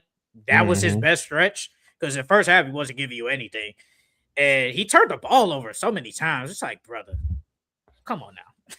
He dribbled off cat foot. It's like, brother, come on now. What are we doing? But I mean, if I had to give some blame, Wemby deserves some blame. Fox deserves some damn blame. Miss Johnson deserves some blame. I feel like you got to coach better. I thought Mike Brown coached all over you, brother. I mean, Mike Brown has been there before, so he's been there several times actually. Oh, you talking about when he was an assistant too? I got you. And when he's with the Cavs with Brown and them, so he know what it's like. He know what it's like, and this Miss Johnson first time. So, I mean, like you said though, you supposed to know that. Like I understand, De'Aaron Fox is one of your best players, and you want to keep him out there, like you said, due to turnover issues and stuff like that, but. Like how they did with Che. If you see one of your best guys is playing bad and somebody else got the high hand, bro, you should not be hesitant to bench him and play that guy that's got the high hand, because at the end of the day, we're here to win games. De'Aaron Fox has been in the league long enough to know that he can bounce back the next game. So I don't think benching him he would have lost any confidence or anything like that. So he played 11 minutes in that fourth quarter and gave you nothing. He gave you nothing. He was like 0 for 2. He only took 2 shots too. I think Dylan Harper gives you at least 3 shots. Come on now, bro. Shit, if not more. Like Dylan Harper was, in my opinion, clearly the best player on that team yesterday. Like you said, he was attacking everybody. And look, Brunson, like I said, he started out bad late, but early on, man, hey. That man saw Julian Champagny in the fourth quarter, boy. He was cooking his ass. Well, yes, bro. He saw Julian Champagny and said, "You fool, bro. You are food." Francisco. And I stand by that. He did. He did put him on second team. I stand by that. Jaylen Brown still had the better year than him. I still don't agree with that, but hey, I give credit to Cat and Mitchell Robinson. They play some good ass defense on Wemby though. Mitchell Robinson, broken hand and all, play some good defense. I give them a lot of credit. Like you said, I think Wemby bounces back. We're gonna give our prediction at the end of the pod, but I think Wemby bounces back. I ain't gonna say he gonna go crazy, but I think he did. I think he will bounce back. Who did you pick in this series? If I'm being honest, I'm kind of conflicted because I don't want Wemby to win in his third year, but I'm low-key rooting for him. But I low-key want the Knicks to win because the Knicks ain't won in I don't know how long. So I think they're deserving of it. But honestly, it's a toss-up. I really ain't got nobody. But if I had to choose, probably low-key the Knicks. Probably the Knicks. And how many games? 6. I mean, I picked Spurs in 7. If Wemby keep playing like this, it ain't gonna look too pretty. He ain't gonna. Nah, bro. He too great. He too great to not play. I think this is the series where he needs to play more on the perimeter. You think so? Yeah, because you gotta think about it. Cat's bigger than him. Mitchell Robinson and more physical than him, and I think Cat's not scared of him at all. I think when Cat see him, he like, oh, this Frenchman is too skinny. I'm finna go at him. And then Mitchell Robinson is not scared of him at all either. So I think his best attribute against them would be playing out on the perimeter instead of getting to that mid post or because he was shooting a lot of turnaround fades and stuff like that. So I think this series, I think he needs to work on. I mean, not work on, but he needs to play out on the perimeter more. I think then on top of that, that'll open up the floor for the rest of them. He Because was 2 now for you could 9 take from Cat 3. and you take Cat and Mitchell Robinson out the paint now, which gives Harper, Castle, because Castle really isn't a great shooter and he's really good at driving. So now that gives him, Castle, Harper, Fox the chance to get in that mid range and get in the lane. So I think Wemby needs to play more on the perimeter this series. Because he could be the decoy this series, to be honest with you. Of course, we need Wemby to play great in order to win. But if the defense is focused on him out on the perimeter, everybody else can cook in the paint. And again, then, like I said, Castle can get people in foul trouble. Fox can get people in foul trouble. And so can Harper. So And you know another thing? They got in a bonus a lot early in the second quarter and third quarter. I wanted them to drive more to get them guys to get fouls. They didn't do that much. I wish they would have did that more. But I don't know. I want Wemby to be a big man. it Sometimes depends on be a who he big got man. on. It depends on who he got on him. Like if he got one of the smaller guys on him, yeah, but there's times when he can use, his tall body to his advantage. And then, like Francisco just said right now, Cat's weakness is fouling on both sides. Wemby needs to play smart with that. I do believe that. There's sometimes when you get, if Cat is in foul trouble, Cat kind of stayed out of foul trouble early, but he did get 3 quick ones early in that third quarter, which was crazy. But try to get that man in foul trouble. The same with Mitchell Robinson. Try to get them dudes in foul trouble, bro. You gotta show, hey, these guys can't guard me. Let me go be a big man and dominate down low. I'm cool sometimes with the jumpers, but goddamn, dude, you were shooting a lot of jump shots and you were not hitting at all. But if the Spurs need to win, look, you kind of got away with it against the Thunder. Look, I'm cool with that. But De'Aaron Fox can't stink this whole up. You just can't. 7 points, brother. You about to get paid damn near 40 next year. Before the playoffs started, didn't I tell you, Dean, we need that 20-point per game De'Aaron Fox if they want to win a chip, bro. We need that aggressive De'Aaron Fox. And so far, that being passive, that's not gonna cut it against the Knicks, bro. That's not gonna cut it. You gotta be aggressive, somebody, bro. The dude on Speak Easy said that, man, we need De'Aaron Fox to come in and be this passer and stuff. And I'm like, brother, we kind of need him to score. That's the purpose of him being there, to score the ball. That's what we need. You can't give me 7. Bro, we're praising De'Aaron Fox last game against the Thunder, and he only had 15 points. It was impactful 15. But we're praising him because of 15 points when he probably should be giving you 23. If we're being honest, he probably should give you 23. But since the bar is so low for him so far in the playoffs, we're praising him for only giving us 15 points. Come on now.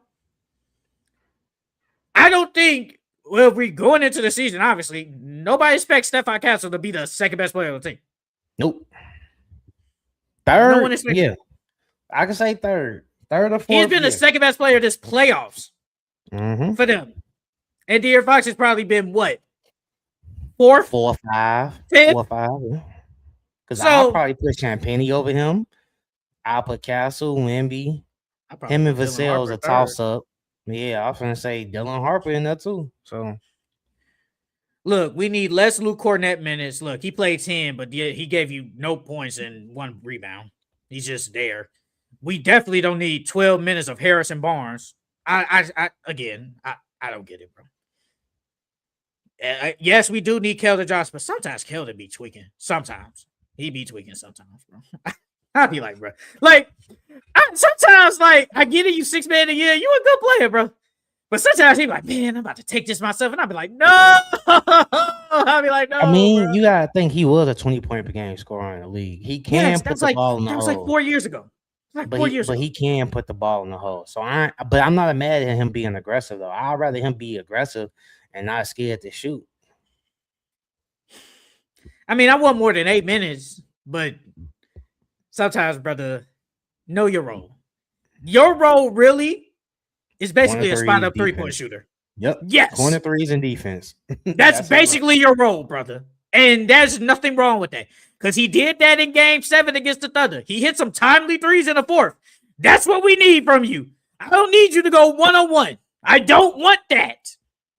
I don't want that from you, bro. Carter Bryant, hey, he took one shot, 1 3-pointer. And he missed. He just did a foul. You just put him in the foul. Yeah, he just did a foul. Yeah, he just did a foul, bro. I think that's the same with Luke Cornett. If he don't have at least 4 to 5 fouls by the time he come out the game, it's a problem, G. Bro, I like you said earlier, man. Josh Hart, bro.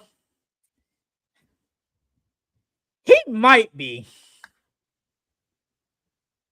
probably top 3 most impactful players in the whole NBA.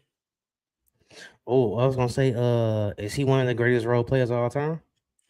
Like how Kendrick Perkins say Alex Caruso is. And then how they say about Draymond. He better than Draymond?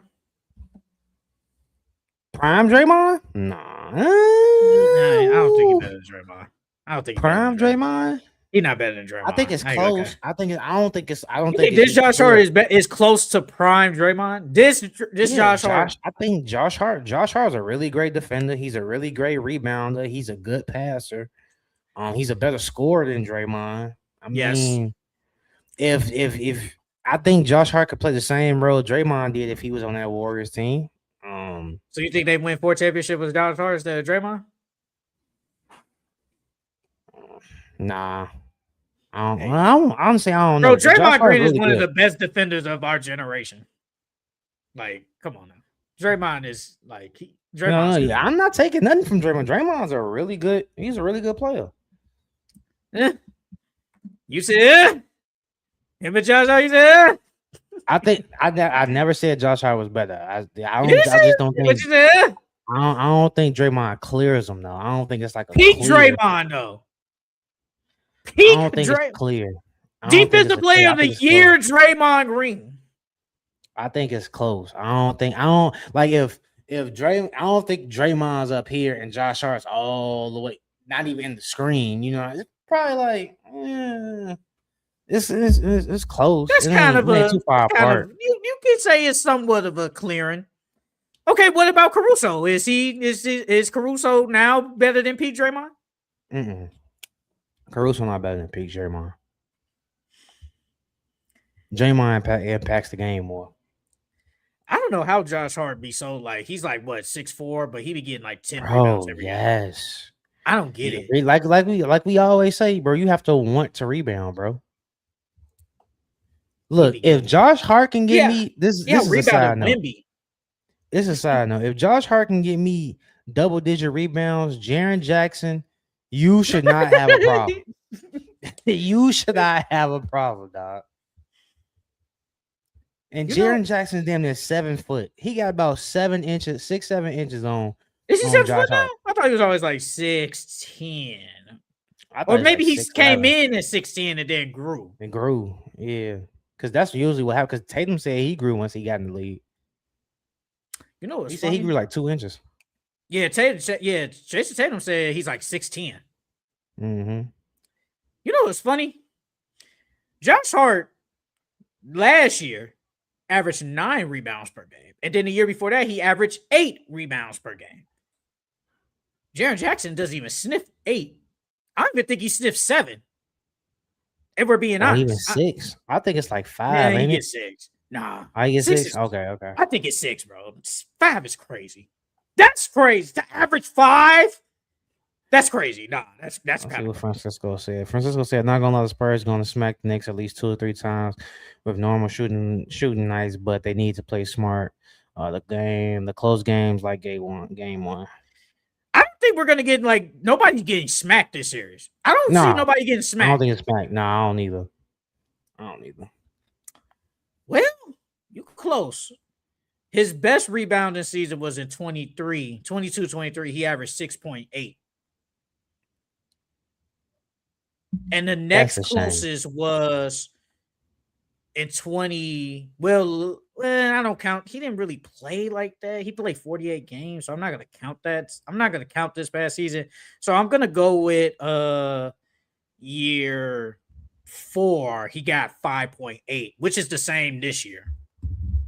So That's a shame. That is a he didn't shame. though. He don't sniff 6 technically. He only sniffed 6 one time. That's a shame, dog. It's not as hard as give you multiple, like 6, 7 rebound seasons. He averaged 9 rebounds last year. You gotta go win it, bro. You gotta go win it. But no, I don't see nobody getting smacked. I truly don't see nobody getting smacked, bro. I think this is gonna be tough, grinded out, physical series, bro. I think the Knicks want it to be physical. They want it to be physical, bro. I think they said during the broadcast that the Knicks want to. I forgot who said it, but I think was it Richard Jefferson? Was Richard Jefferson calling the game? Yeah, him and Tim Legler and Mike Breen. I think Tim Legler said it. He was like, the Knicks want to play fast, and I agree with him. I don't think they should because you got a lot of young guys over there who like to play fast, and De'Aaron Fox, Castle, Harper, Vassell. Like a lot of those guys like to play fast. So I do think that if you slow it down, it might work to their advantage. I don't know. But I kind of agree with Tim Legler on that one. I kind of do. But I can see them wanting to play fast because getting Wemby tired. And when you take Wemby out the game, that opens up the hole. So after game 1's performance, is Jalen Brunson sneaking in top 10? Even if he play, he's probably going to play good, even if they do lose or win. Does he sneak into top 10 conversations going into next year? Nah. I put him at I would have to sit down and look. But he top 15 for sure, but I'll say closer to the 13, 12, 11. He closer to that. He's top 15. Low-key, though, you could sneak him in number 10. You could honestly sneak him in number 10. Because if off rip, we got the 5 Euros. You got Shea, Wemby, Jokic, Giannis, Luka. That's 5 right there. Those the 5 automatically. Don't matter what the order is. Tatum. I still think Tatum is there. Tatum is there. I think Anson there. SGA. That's 7. Oh, you already said SGA, right? Yeah, I said because the Euros. That's 7. Yeah. Once you get there, you gotta think okay, this guy probably is better, but Jalen Brunson been kind of, unless you want to say going into next year, he's better than say, there might be some conversations. He might be better than Cade. I don't think he's better than Cade, but I think going into next year, there could be some conversations. So you could argue Cade in the top 10. If you want to say keep LeBron, KD, Steph in there, he probably is better than them now. Honestly, he's probably better than those 3 right now. Yeah, he 6'7". And after that, I don't know who you could say that is probably better than him. If we're being honest, I think everybody else is probably better I think he's probably better than everybody else. So, basically, if you just feel Kawhi Leonard. Yeah, I was gonna say, what about Kawhi?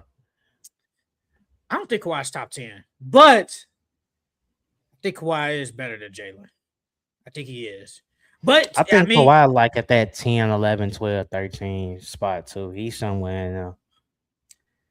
I think when we obviously this is gonna be a long time from now, but when we go into next year when we do our list, are we still gonna have LeBron, Steph, and KD in the top 10? They're not top 5, but are we still gonna put them in top 10? That's going to be the conversation. Are we still gonna put them?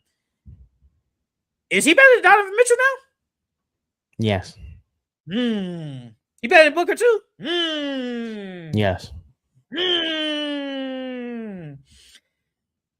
Mm. Are you taking? Is he better than your boy Cade? Mm. That's a close one. I'ma still edge out Cade though. He's not better than Ant. He's not better Mm-mm. than Ant. There's gonna be some conversation though, even if he wins or loses. It's gonna be some conversation. But shout out to the Knicks. They still game one. We both think that the Spurs will bounce back and Wemby's gonna have a way better game. But our last thing we're gonna talk about before we give our prediction is which of these playoff teams are under pressure going into the off season. We're just go through like all the playoff teams. We're just gonna go through the list.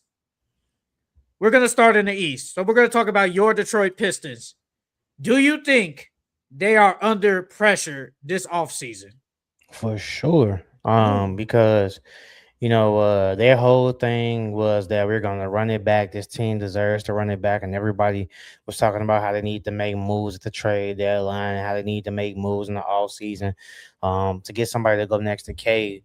So they're under a lot of pressure because you guys were the number one seed, and you guys were expected to at least go to the ECF, and you guys got bounced in the second round. I think they're under a lot of pressure, because the everyone and their mama said what they needed. They didn't listen, and now look at them. They in Cancun somewhere. So I think they have a lot of pressure under them, and then Jalen Duran stinking it up. I think these guys are under a lot of pressure next year to see if they can even emulate what they did last year, because that's gonna be hard to bounce back from. Now you guys were a number one seed, and you got bounced in the second round. So now what are you guys gonna do next year? Are we putting expectations on them next year though? Yeah. You guys just the number one seed. Yeah. And you went to the second round. Mm-hmm. Yeah. I think Y'all it's went more farther. the first seed. Yeah, just because they had bounced the first round, and then it's the second round. So there's definitely expectations. And then you was the first, like you said, the first seed. So there's definitely expectations on you guys now. It is expectations, but for some reason I feel like it's not. Because I still feel like I know you a believer. I still think people still don't believe in this team though. I still think people feel like it's the Pistons. It's just Cade. Why should I have expectations? I don't expect nothing really. I expect them to be a good team and probably get bounced in, say, the first or second round. I think that's what majority of some people would say. But I do believe, I think it's an expectation to make some type of move. I feel like you said about the Thunder, there's no way you could go back with the same group. No way, bro. I'm sorry. If I see the same group when we give our like our all-season winners and losers, you niggas would definitely be a loser if I see the same ass team. Boy, yeah, I'm gonna go off. I'm gonna go off. They got the same thing, bro. I'm gonna be like, brother, y'all ain't do nothing. Y'all just resigned Jalen Duran and gave a sore contract extension. That's it. That's all y'all did to resign Tobias Harris. That's it. Nah, bro, y'all gotta do something. I don't know who it's gonna be, but it gotta be somebody that can score the ball, or at least somebody else that could create another ball handler. Somebody, bro. Hey, low key losing Dennis Schroeder hurt them. That hurt them. Hey, because if they would have had decent last year for them in the first round, if they would have had Dennis Schroeder, that would have took a lot of pressure off Cade too. Even though Dennis Schroeder was ass in this playoffs, you think he hoops there? Yeah, I do. Let's talk about the Boston Celtics. Are they under pressure going into this offseason? No, I don't think they're under pressure going into this offseason. I mean, they overachieved. Everybody knows that they got a lot of they don't have any cap room basically. They have to make some moves. So I think people know that Boston is in like the rebuild mode right now. So I don't really think there's really, of course they're expecting to at least make the playoffs and stuff like that, but I don't think they're really under any like high expectations. Trading Jaden hurt them. You know what's crazy? They could have used him. But that's my thing though. Was he gonna improve going into the playoffs? That's my He thing. was. I don't know. I Before don't he know. got injured, he was hooping. Before he got injured, he was hooping for them. You talking about He this was playing past year, or really you good. talking about general? Nah, this past year. This past year. Yeah, because his three was falling. He was playing really aggressive. He was making the right reads. He looked good before he got injured, and then once he got injured, it was a wrap. He wasn't the same no more. If we would have got a good J, just a decent J Knight, decent, they probably beat the Cavs. They probably like just decent. You don't even gotta be wrong. Just decent. Mm-hmm. But they gave up on him. Look. Oh, are they under pressure going to the offseason? I'm in the same boat, kind of, yes, because you guys blew a 3-1 lead. And it shows that you probably got to make another type of move. I don't think it got to be star level, but it got to be at least somebody decent. I think you need somebody else like to go with, say, Derek White, Jaylen Brown, and Jason Tatum. You got to be somebody else because outside of those three, there's really not a lot of scores. Low key, though, I mean, I kind of said it, and you probably agree. They should have just kept Anthony Simons. Vucevic didn't do absolutely nothing for them. He did nothing, literally. I would have just kept Anthony Simons. I think they could have used Anthony Simons in that game, in them games against Philly, because he was playing decent for them, low key. Like, and they just trade him because they wanted a big, but Vucevic They needed one, but he didn't do. But they didn't do anything though. He didn't do nothing. And his defense sucks. Well, we all knew he wasn't a good rim protector. We all knew that. Yeah, but, we already knew that, yeah. But come on now. So, yes and no. Crash Dummy Minor, they didn't give him time to get back to his groove. You talking about Jay Ivey. No, they didn't, though. He ain't lying. They didn't. It's like, I mean, but you got to think, though, like, they probably was, he's always been injured since he's been there. So it's like, it's the same thing. We see the same thing every time. Like, we tired of seeing this. So they just gave up on him. Celtics, I love to see Giannis pair with my man's JT, but I don't think they're under pressure. I think they're still going to be the same good team. We're going to skip the Knicks because they are under pressure because they made top 5, so we're going to skip them. The Cleveland Cavaliers, are they under pressure this offseason? Hell yeah, because you got rid of Darius Garland. You let go of Alonzo. I think was it on Alonzo's podcast? They talked about it. Yeah, him and Darius Garland talked about it. Like you said that last week or something. They said they could have used them in that series against the Knicks. Yeah, because you said that too, like last week about Lonzo. You said that too. You trade Darius Garland. You let Lonzo go. Tyson was starting at one point. Then he comes off the bench. What's the guy? The hustle guy. Tomlin. He was playing really good for y'all. He didn't even sniff the court now. Like y'all, once James Harden got that, bro, y'all changed up everything. And yeah, it made y'all a little bit better, but at the same time, like y'all didn't do nothing. Y'all supposed to make it to an ECF. Well, they did. They just got swept. Well, they did. They supposed they got swept. That's why y'all thinking they could. They didn't even show up. Shit, they didn't show up. I remember I asked. I was like, man, you couldn't tell they made it to the ECF. They got swept. That's crazy. That shit was literally like a week ago, and can't hear it. None of you remember because they didn't even show up. But damn, I lost my train of thought.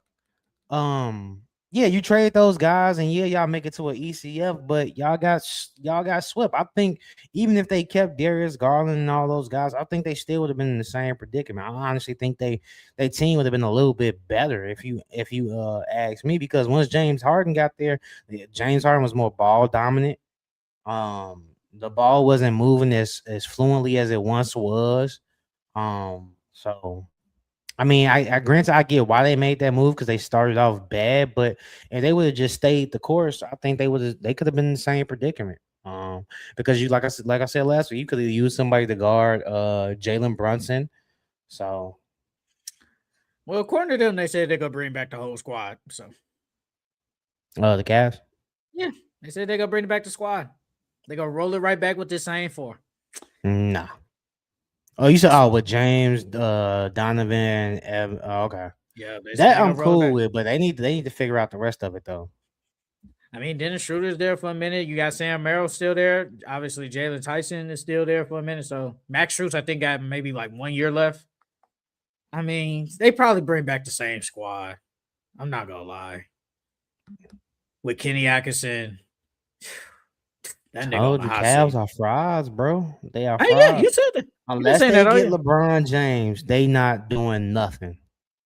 I They still gotta don't go think get they get him. LeBron, Ramon James if they want to have a chance at doing anything next year. I still don't think they getting him. I still think he's staying with the Lakers. Yeah, the Cavs are under pressure because you got swept. You didn't even put up a fight. You basically got blown out. You blew a 20-point lead, and then you got blown out in basically every game. Yes, you're under pressure. You guys got to do something. I feel like bringing back the same squad is getting you nowhere. Cavs are some bums. Facts, brother. Facts. Niggas ass. Like, real talk. Because, look, it's funny. I think we both picked them, like, in the beginning of the year. Like, hey, it's going to be the Knicks and Cavs going to ECF. Hey, it was true. They was just kind of in different spots. But those were the two teams, and we just thought just didn't predict they would get swept. Getting swept is crazy. Wild work. But yeah, the Cavs, they're under some pressure. Well, now they're saying they're reluctant to trade Evan Mobley for Giannis, and I only think it's because of the age. And I know you said last week it's because of the 3-point shooting and he helped spread the floor. I'm telling you, man, if you get Giannis, go get him, bro. Like, I feel it, bro. Because we want Evan Mobley to be great, but he don't want to be great. Shit. And then if you trade that, James Harden got to worry about too much now. I will say this though, Mobley is definitely better than Chet. Yep. He's better than that nigga. I don't think Mobley would have took 2 shots. Hell no. Hell no, he ain't taking 2 shots. Hell no. Next team, the Toronto Raptors. Are they under pressure this offseason? No, I don't think they under pressure. I think I wouldn't say overachieved, but I think they showed that they're a force to be reckoned with in the near future. I do think they need to tweak some things. Low key, if Quickly would have played that series, they beaten them. They beaten them. They beaten the Cavs if Quickly played. They beaten them.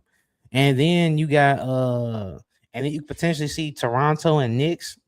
The Raptors probably that would have been Toronto and Pistons though. Second round, would they have beaten the Pistons? No, with the Pistons? Yeah, I think they would have beat the Pistons. You think so? Yeah, I think they would have. You think your Pistons would have lost to the Raptors? Yeah, that offense wasn't good either. They were struggling a lot too. I mean, but they didn't have Quickly. Quickly makes a big part of their offense because he spreads the floor. And Brandon Ingram was stinking it up, and he got hurt. But yeah, I don't really think they under any pressure. I think that those guys overachieve. No, I wouldn't trade them. Well, no, I'm lying because I think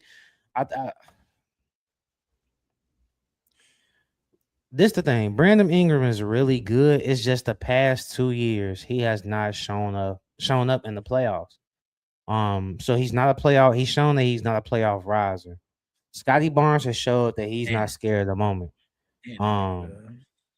And RJ showed that he's not scared of the moment either. But I don't know. I don't know. Scotty a dog. I don't know. He a dog, bro. But yeah, I don't think the Raptors are under any pressure at all. I don't think Scotty is a dog. Like Scotty raised his play in the playoffs tremendously. Like he was a dog, and I give credit to RJ. I think RJ played really good. Hit probably one of the craziest shots in NBA history, and it's definitely NBA playoff history. No, that was not his. Went up, then went down. Kawhi's like bounced around like 3 times. Still a crazy shot though, but I don't think the Raptors under pressure. I think they actually did overachieve. I mean, I thought they would be good, but I mean, you won 46 games, 5th seed, took the Cavaliers, who we thought that they, after watching the first 2 games of that series, like, man, this looked like it's gonna win in like 5 games. Took them to 7 with Quickly, probably one of your best shooters in the starting lineup out there, and Brent Ingram, your second best player, stinking it up and stinking it up. Man, he was bad. He was bad, bro. He was. I like Brad Ingram. God damn, he was bad in that playoffs. He was bad. It's so weird how I feel like if you're not gonna at least rise up, you can at least just play good. I don't get how people just play so bad. I mean, I'm not an NBA player, so pressure. I don't know. That pressure, bro. Them lights, like Jared Allen said, them lights do get bright, bro. They get a little bright in the playoffs. Because in the regular season, everybody not watching all 82 of your games, bro. In the playoffs, everybody is millions and millions and millions of people are watching them games. Facts. Next team, the Atlanta Hawks. Are they under a lot of pressure this offseason? No, I don't think the Hawks are under any pressure. I think after the Trae Young saga, everybody was expecting them to tank and not be as good, but they showed they could be competitive. I think for going to this offseason, it's just draft. Draft who you gonna get that number was 8. And see how he fits with the team, and then just move on from there. I don't think they're under no pressure at all. I'm with you. I don't think they're under pressure. I think, like you said, we talked about it last week or a week ago. Try to resign CJ McCollum. Hopefully, you can hit on pick. I think they got pick 8. Hopefully, you do that and just pray that everybody improves in the offseason, like Jalen Johnson, who really didn't have a good playoffs. Daniels. I mean, the shooting really yeah. Can you improve on the shooting? The kill was obviously he improved tremendously. He was most improved. Can they just everybody improve? I don't think there's no pressure, and probably even when we go into next season talk about the Hawks, I don't think we're gonna have super expectations on them. We just gonna feel like they should just be a decent team. Nothing crazy, but no expectations. Next team, the Philadelphia 76ers. Are they under pressure this offseason? Yes, with Joel Embiid being injured every single year, Paul George, he played. I think Paul George actually played okay this playoffs. I thought he played good in the Celtics. He played good. I think they are under pressure to make some moves because this team, they were built for the playoffs and to make a deep run with VJ and Tyrese, Joel, PG and Kelly. The only thing is, their bench really didn't give them anything these playoffs. So I think that they're under pressure because you guys should be a top 6 team, if not a top 3 to 4 team in the East. What moves are you guys gonna make this offseason to help you to push towards that path?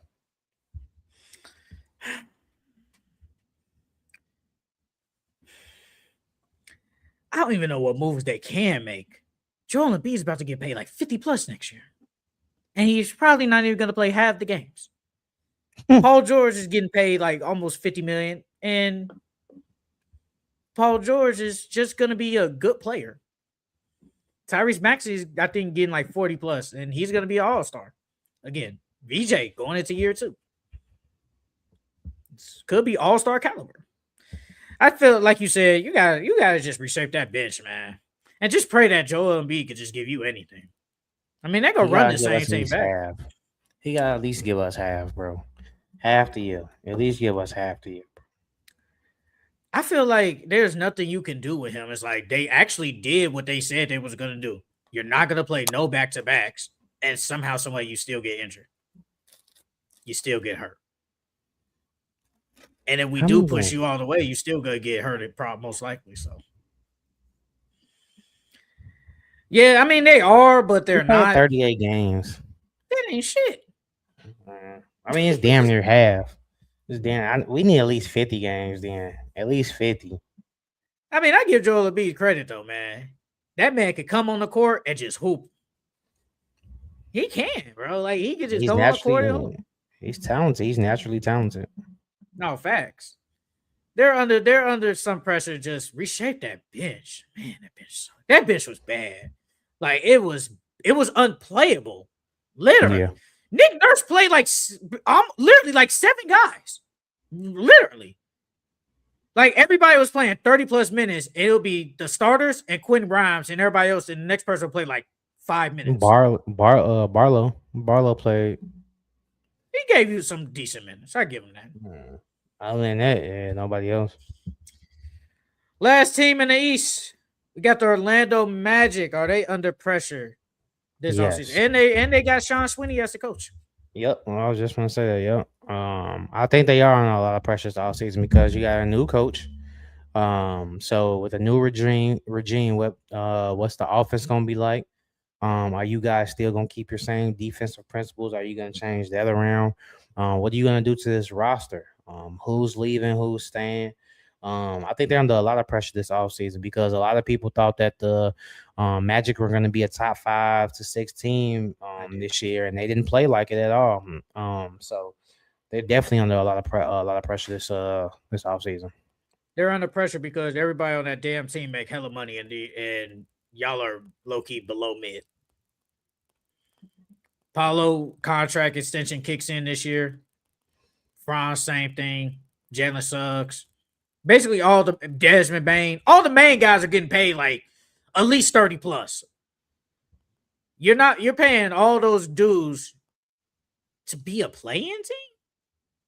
Come on now, brother. And you blew a 3-1 lead. I get it. Franz went there. And I think if Franz is there, they beat your Pistons. I'm not going to count. But you still blew a 3-1 lead at the end of the day. And you got a new coach. Are you going to keep your players? Are you going to keep your stars? What are you going to do? They're under some pressure because they got to be good. And plus, they have no future. They gave it all away for Desmond Bain. You have no future. So you have no choice but to be good. You said what? They can get it back. They can get it back. Oh, if you trade Franz. Yep. Who wants Franz? You can get it back. The Bucks will take him. I ain't giving Franz. If I'm the Bucks, if you want Giannis, give me Paulo. He got way more. He's talented and got the potential. His ceiling is way higher than Franz. No, I'm good on that. So yeah, Magic, they got some pressure because you got all these dudes getting paid a lot of money. All right, we're going to the West. We're going to skip the Thunder because we kind of talked about it a little bit. I know we said what they need to do, so we kind of did say somewhat. So we're going to skip them. We're going to skip the Spurs because they're under no pressure. They made the finals, so we're not going to talk about them. So the Denver Nuggets. Are the Denver Nuggets under pressure this offseason? You probably gonna disagree with me here, but I don't think they are. I think Aaron Gordon again, another year of injuries. Cam Johnson's first year there, not playing really that well. Peyton Watson's injury. I honestly think they run it back with this team. They probably get another backup big or something like that. But other than that, I don't think they're really under any pressure to make any moves this offseason or on any pressure this offseason. You saw that the Bulls could potentially get Christian Braun? What? What's wrong with that? Bro, what do we need him? We got the 50 million guards already. What we need them for? Hold on now, brother. Have them guards not on the team no more. They free agents. Have them guards. Man, knowing the Bulls, they gonna sign all their ass back. No. Hell no. What, Anthony Simons and freaking Colin Sexton? Anthony might come back. Well, one of them is coming back though. I don't think I wouldn't mind Colin I think they want to win. I think they would at least want to be on the contender. Hell, I wouldn't mind Colin coming back. I wouldn't mind him coming back. It's crazy. Side note, it's crazy how they did Colin. They low-key turned that man into a bench player. He was a 20-point per game starter in this league, and now he's you talking about in general? Yeah. I mean, we don't even need Christian Braun though. What does he bring besides defense and athleticism? He's not really that good of a scorer. What is he gonna help improve? He's not gonna really help improve nothing. Would you do it if it was Patrick Williams? I don't think we need him. I don't care who we give him for. I don't think we need him at all. What you need him for? What is he gonna bring to the Bulls that's gonna take y'all to the next level? Something better than Patrick Williams. That is true. And Isaiah Okoro. You can go get somebody out the G League to do something better than them two niggas. But I don't think we need them. Honestly, I think it'd be a waste of a trade. But I think But I think it's more of the Bulls getting salary back. You get a young player. You get out Patrick Williams, who's ass. Low-key don't know Patrick Williams. He probably flourished over there with Jokic. I was just gonna say that. I was just gonna say he probably flourished over there. He probably flourished over there with that dude. Like, if it happens hypothetically, I would not be shocked if I see Patrick Williams give you 13 points per game. I would not be shocked. I wouldn't. That happens with the Bulls, bro. We get good players, they leave here and they go crazy. I would not be shocked if I see that man give you 13. Look at this. It says, okay, I'm going to read this real quick, then I'm going to say my nuggets. It says, so Christian Brown Bulls said, the one edge that the Bulls have over other trade suitors is a market, and particularly in a move for Christian Brown is their immense amount of cap space, is what I said for money. Chicago is projected to have $60 million to spend and could utilize the via the trade instead of free agent acquisitions. They've also got expiring contracts that could be valued for the Nuggets if they simply want to hit a reset button on a $125 million deal they just paid. Out less did 12 months ago. Isaiah Coro, Jalen Smith fit the mold, as well as Trey Jones, who has a team option for 27. You know, Jalen Smith didn't play that bad last year for the Bulls. No, he didn't. He didn't. He didn't play. He's not. I think he's a decent backup big. Really? He get hurt a lot too. He get hurt a lot too. Oh, you just reminded me. I seen a trade on Twitter for the Bulls and the Thunder. Let me go to it real quick. History likes. I say Isaiah Coro go crazy over there with Jokic. Oh, they said so. The Thunder give the Bulls the 12th pick, the 17th pick, a future first, Case and Wallace, Burr for the 4th pick, and probably something else. Because they've been talking about how the Thunder want to move up in the draft. I'm low key not mad at that because Thomas Burr was going to be good, so I wouldn't mind him at center. Because he got long, he's like 6'10", 6'11" with a 7'4", 7'5" wingspan. So I'm not mad at that. And then you get the 12th, the 17th pick, and you get Case and Wallace, who's you could pair next to Josh Giddey. I ain't mad at it. I don't think it's that bad. And then at number 4, like, don't get me wrong, yeah, we can probably get Caleb Wilson, or you could probably go Darius Acuff if you wanted to, but we already got Josh Giddey, so we don't really need no point guard.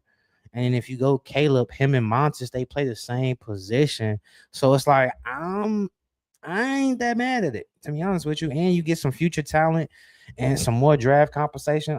I ain't mad at it. This is my thing, though. I swear I asked you this last week. I was like, what if somebody get those 12 and 17 picks, would that help the Bulls, though? Like, help the rebuild? Like I said, if they get Caleb, we're moving. Like, we're moving. But it's like whoever we get at 12 and 17, are we moving with them, though? If you get what I'm saying, like, yeah, I get what you're saying. I just don't know. Like, whoever it is at 12 or 17, I like the case in one. I like the case in Wallace, Thomas O'Brien. I know we ain't seen him in the NBA, but I think he might be okay. I think he'll be decent. But who at 12 and 17 is gonna help? You got to hit on them picks. That's the only way this trade works. If you hit on them picks, yes, you have to. But with Caleb, we already know. And bare and minimum, we either gonna get Cam, Caleb, or like maybe Darius Acuff, but like you said, we got guard. So we need to get those 3, and that's it. But we already know them 3. Yes, we got something. Do we have something if we draft at 12 and 17? That's my thing. And I don't think the Bulls are going to make a trade. I think they're keeping that pick. I've been hearing Caleb Wilson wants to be in Chicago. It's just as long as Memphis don't mess things up. They need to go get. I think Memphis should draft Darius and go trade Ja. I don't think so. As they should do. I think they're going to stick with Cam and move on. They're going to trade Ja regardless. They're going to take Cam. They're going to take Cam or Caleb. It's going to be one of those two. But now, though, let's get back to this Nuggets thing. They under some pressure because you lost to a team with nobody. You lost to a team with nobody. Your best player defense was bad. Jamal Murray had a couple of bad games. Eric Gordon stays hurt where you need him the most. Christian Brown gave you nothing. Your pitch was butt. Y'all got to do something, bro. I don't know what it is. I do think they're going to run the same team back, though. And you just got to hope Jokic is obviously great. I think they are. Well, you under say some you pressure. do, or you don't think they're under pressure? Oh, you say you do. They under some pressure because you lost to nobody. You lost to a bunch of nobodies, basically. Yeah, that's true. Losing to a bunch of nobodies is kind of crazy when you have clearly the best player in the series. So they have to. I just don't know, but like you said a couple of weeks ago, re-signing Peyton Watson is a must. Mm-hmm. My thing is, though, I don't know if they could do it. Bro. They got you got Jokic basically on the max, Jamal on the max, Aaron Gordon. I think he might have 2 years left, but he making some decent amount of money. You just signed Christian Brunson to basically a max. Where is the money gonna go? That's the thing. How are you gonna resign Peyton Watson? That's why I think they want to get rid of Christian Braun so they can resign him. So I think he's a better player than Braun too. I think he's better than him too. I like Christian Braun, though. I give him credit, though. He was hooping in that finals his rookie year. I give him his credit. I think Christian Braun is like okay. Hey, Watson, man, his defense is. Whew. He bigger, stronger, faster. All right, next defense too. Defense, good. Next thing, the Los Angeles Lakers. Are they under pressure this offseason? Yes. With I feel like the Lakers always under pressure. Yeah, with LeBron James and that saga, what are you gonna do with LeBron James? What are you gonna do to reshape this team to fit Luka for the future? I think they got a lot of questions and a lot of holes to fill. What you gonna do with DeAndre Ayton? So yeah, I think the Lakers are definitely under a lot of pressure this offseason. Hey, I think I've seen that the Bulls, the Nets, and the Lakers have the most cap space this upcoming offseason. And Lakers got a lot of cap.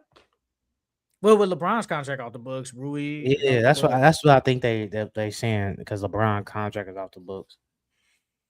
Hey, did you see Rich Paul? I know LeBron's his man's. I'm gonna big down MJ just to boost LeBron and say Scottie Pippen was the most impactful player. I'm not gonna do that though. I'm sorry, I'm not. I mean, I get what he's saying though, because Scottie is the one that's damn near guarding the best player for real. Scottie doing literally everything else, so that's like putting LeBron and Kobe on the same team. Pippen a way better defender than Bron. Yeah, but Pippen and Bron, they got the same type of play style though. Oh yeah, I'm with you on that. But come on now, bro. Like, come on. What we doing? Yeah, the Lakers are under a lot of pressure because you got Luka Doncic and you need to build a team around before it starts to get a little messy over there. Mm-hmm. You have to build around him. You have to put the right team. Y'all keep saying y'all gonna build this Mavericks type team, a good team. Man, that's the one thing I feel bad for your guy, bro. He finally gets a great team and then they trade him after 1 year. It's fucking crazy how they did him like that. Finally gave him the team. He took that team to the finals and they literally traded him. Oh yeah, real quick. Actually, I'll wait to the end to talk about that. I'll wait to the end. Yeah, are you gonna resign Rui back? How much you giving Austin Reeves? Is LeBron coming back? They probably praying DeAndre Ayton don't accept that damn player option. You know he is. I keep seeing that he might go on the free agent market though. Who gonna want him? Well, somebody gonna want him. Somebody will want him. The Bulls will take him because we do need a center. The Bulls will definitely take him. You know, well, he won't get crucified like how he was at LA though. If he goes to the Bulls, nah, and then he low key will be a focal point. If we being honest, if we got Caleb Wilson, hell to the no. Now I will say Josh Giddey will make his life easier, but I mean he played with Luka and he still was out there. I mean, but Josh Giddey ain't Luka. Luka want to score. Josh Giddey ain't trying to score for real. True that. You know what? Let me get off DeAndre. I think DeAndre Ayton last year actually played okay. I don't think he played bad, but he had some bad moments though. Yeah, he did. He did. He had definitely bad did. moments. He played okay though. I honestly thought this was one of his better years. Not like better than his early Phoenix years, but like in the last couple of years, this is one of his better years. I thought he played okay, but he definitely had a lot of bad moments. Because man, that man be crucified. I feel like any player that goes to LA gets crucified. Bro, it's nah, bro. It's because of that damn tattoo on his back, that dominating, and then that damn chain that he got. That's a crazy. You can't tattoo. call yourself. You can't say dominating, and then you don't do nothing. I ain't gonna lie, that's a crazy tat. What, dominating? Yeah. I low key rock. I mess if he was playing how he's supposed to play. I low key mess with it. It's a decent tattoo. I don't know, but yeah, they under pressure because they got to figure out what they're gonna do. Like, what is this team looking like? I don't even think they have a legit full roster. Like they got a lot of free agents. So, what is Rob Pelinka gonna do? Who knows? Next team, the Houston Rockets. Are they under some pressure this offseason? Yes, they definitely are. A man and that no jump shot cannot that has to go. Not having a point guard. I mean, I know Fred's gonna come back next year, but not having the whole point guard thing, the whole debacle with KD and the burner accounts and the tweets and messages and things of that nature. And then what you gonna do with Sengun and the defense? Like I think because a lot of people had them going probably making the Western Conference Finals, and they didn't even sniff close to it. You got bounced in the first round by LeBron James and G Leaguers.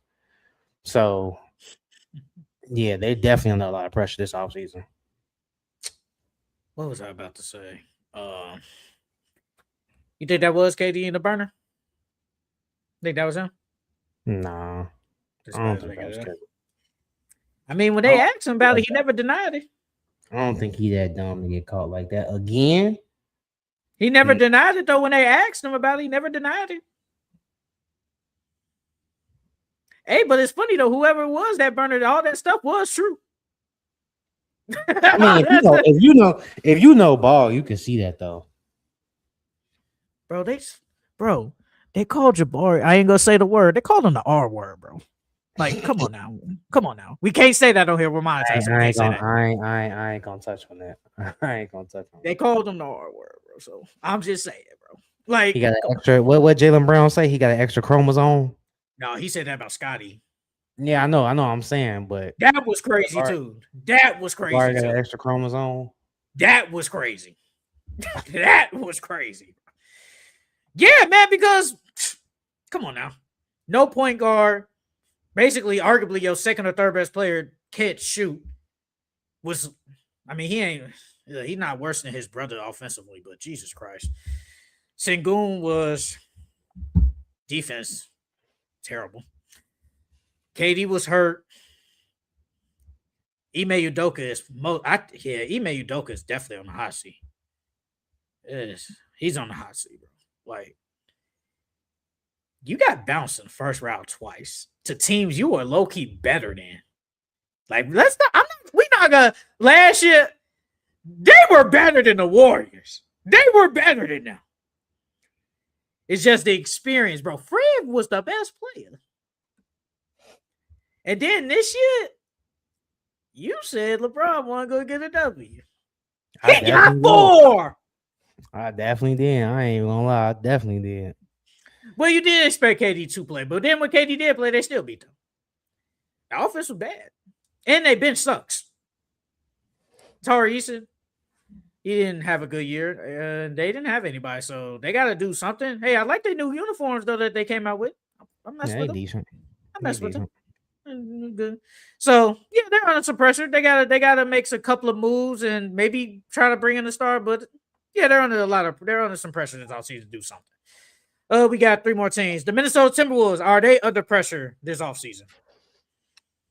I kind of want to say no. Yeah, I'll say I'm torn in the middle with this one. I want to say yes and no. Yes, because you guys have had the same team basically for the last couple of years, and you really haven't. I mean, yeah, you got to the Western Conference Finals twice, But I think it still wasn't enough to get y'all over the hump. I think that they need this offseason, they need to figure out what they need to do to get them over that hump. But at the same time, no, because they Ant was injured. A lot of Dante got injured. You know what I mean? So a lot of those guys got injured, and it could have went differently against the Spurs if those guys didn't get injured. But so I'm torn in the middle. I think it's a yes and a no. Like I said, yes, because I feel like they need to figure out what they need to get them over that next hump, and then no, because you guys got injured. You know what I mean? So I think they just run it back. But yeah. Actually, I'm kind of leaning towards yes now because I feel like you said, this is the same team, and y'all been to the Western Conference Finals twice, and did a second round, and you guys have gotten bounced. So it's probably time to make some type of move. I mean, we said it last week. Dante probably gets traded so they can resign Io. You probably might get rid of Julius Randle. So far, you guys have literally lost that trade. Like, let's just be honest. You guys have I, lost the I mean, Cat and it Randall looked trade. good at first. Remember It we did said look it looked decent. good? It did It look looked good decent. at first. Because what's this, year 2 of the trade? You both made the Western Mhm. Conference, the conference finals last year in the East and the West. But then the Knicks come out and make the conference finals again, and then go to the finals, and they're 3 wins away from winning the championship. So far they have low-key won that trade. You just need some more help with Ant, and I think they're under pressure to give Ant some help before we talked about last week how he could potentially ask for a trade. So they're under some pressure now. I'm on the yes side. 2 more teams. Portland Trailblazers. Are they under pressure this offseason? No. Mm-mm. I don't think they're under no pressure at all. I think those guys played well this year. I wouldn't say they overachieved, but in some people's eyes, they probably overachieved. I don't think they overachieved, but I think they played really well this season. I think they just need another year of development. Then next year they get Dame back. They can honestly make some moves themselves, and because they got a lot of pieces over there. And to upgrade that team, so they can make some moves themselves if they want to. But other than that, I don't really think they under no pressure at all. You know what? I want to see Shaden Sharp on the Bulls. I don't know. I don't know who we trading. I wouldn't mind seeing him on the Bulls. I like that. I like Shaden Sharp. That man a high I wonder what five, that man. starting lineup. I wonder what that starting lineup next year gonna look like. Oh, for the Blazers? Mm-hmm. Well, Dame's starting. Yeah, he gonna get it for sure. Denny starting. Mm-hmm. Clingan starting. Clingan. That's Now, your the three last right 2 there. spots up for grabs. Is Drew Holiday going to be there? Or is Drew Holiday going to start? And if Drew Holiday's not, is Scoot going to start? Probably if Drew Holiday isn't there, No, I'm going to say Scoot starts. I don't think Scoot gonna start because they Oh, back Tumani. I think um Tumani starts. Kamar. Tumani Yeah, start. Tumani. Yeah, Yeah, he started. So that's your the four. last, Who spot? The last spot up for grabs. yeah, I don't know. I don't think they're under pressure. They're a young team. They went to a playoff series. They went to the playoffs for the first time in a minute. You lost it 4-1, but nobody expected you guys to probably make the playoffs, probably lose in I the ain't play-in. expecting to get a game Oh, no. against the Spurs. I thought they would get one. I knew they would get one. I just didn't expect it to be game 2. Obviously, Wemby got hurt. He knocked himself out that game. So, I mean, he did. He hit the floor hard as hell and knocked himself out. More than hills. More So, than bobblehead. no, I don't think they're under pressure. I think they're a cool young team. I just want to know who their coach gonna be. They Who need to wants go to? get. They need to resign Splitter, bro. They need that. If they don't do that, if they don't resign Sound him, like that's they're not gonna bogus, do it. I bro. That's mean, bogus. That's bogus. Buddy. I mean, the owner is. I feel like every time they bring out something talk about him, it's nothing good. I feel like I've heard nothing good yet about him. Then he Nothing. just became the owner, right? He just became the owner. It's kind He of like cheat. he's treated because he's the owner of the Carolina hockey team that's in the Stanley Cup Finals right now, and he keeps talking about like I kind of think of it like hockey and kind of put this, but it's like, bro, those are 2 different sports. Nah, I'm two different sports, bro.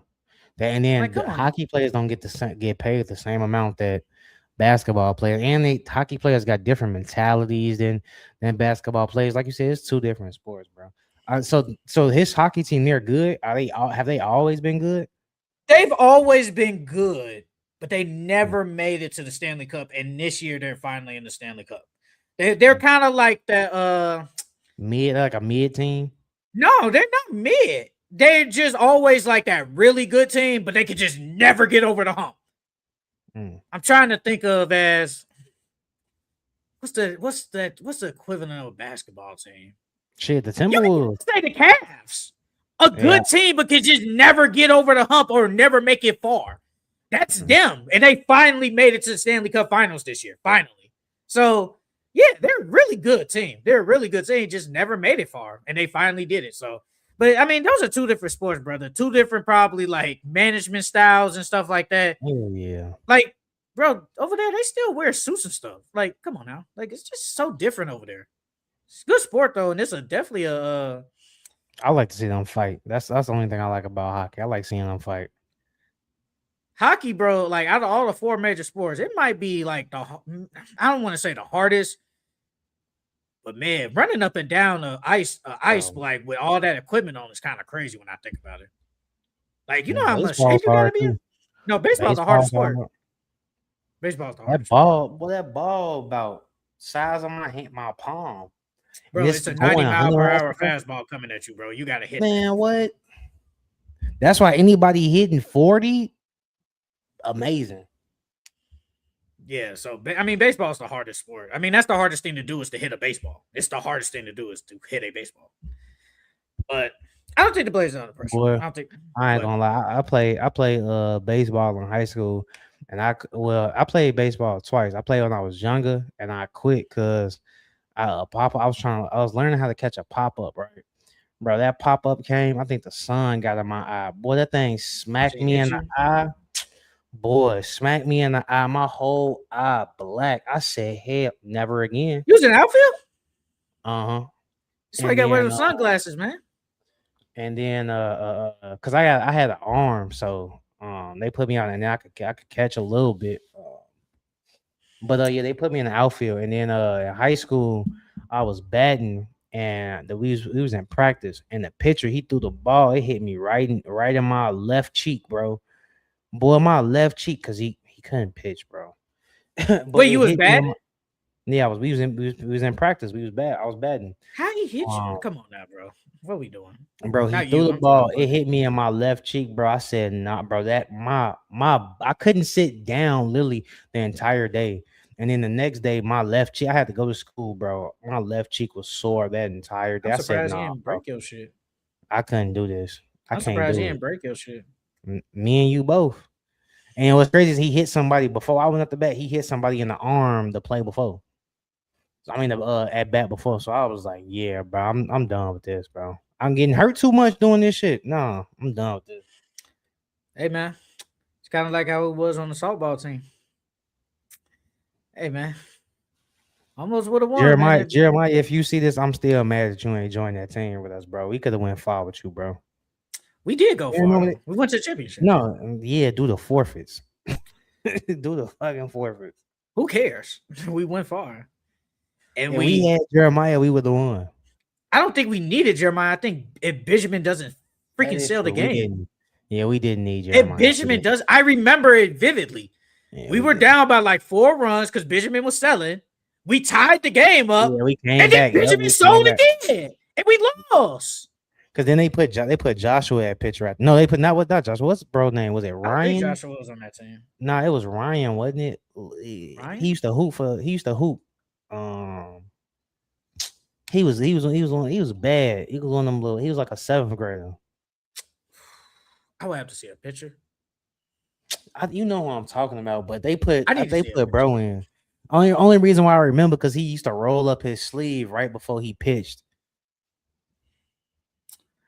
If Benjamin doesn't sell, I think we win. Like, I'm dead serious. I think we win if he doesn't sell. Yeah, because we did come back. We came back. We came back, bro. I remember Coach Jones. She was jumping up and down on the side of the dugout, screaming, "Yeah, yeah!"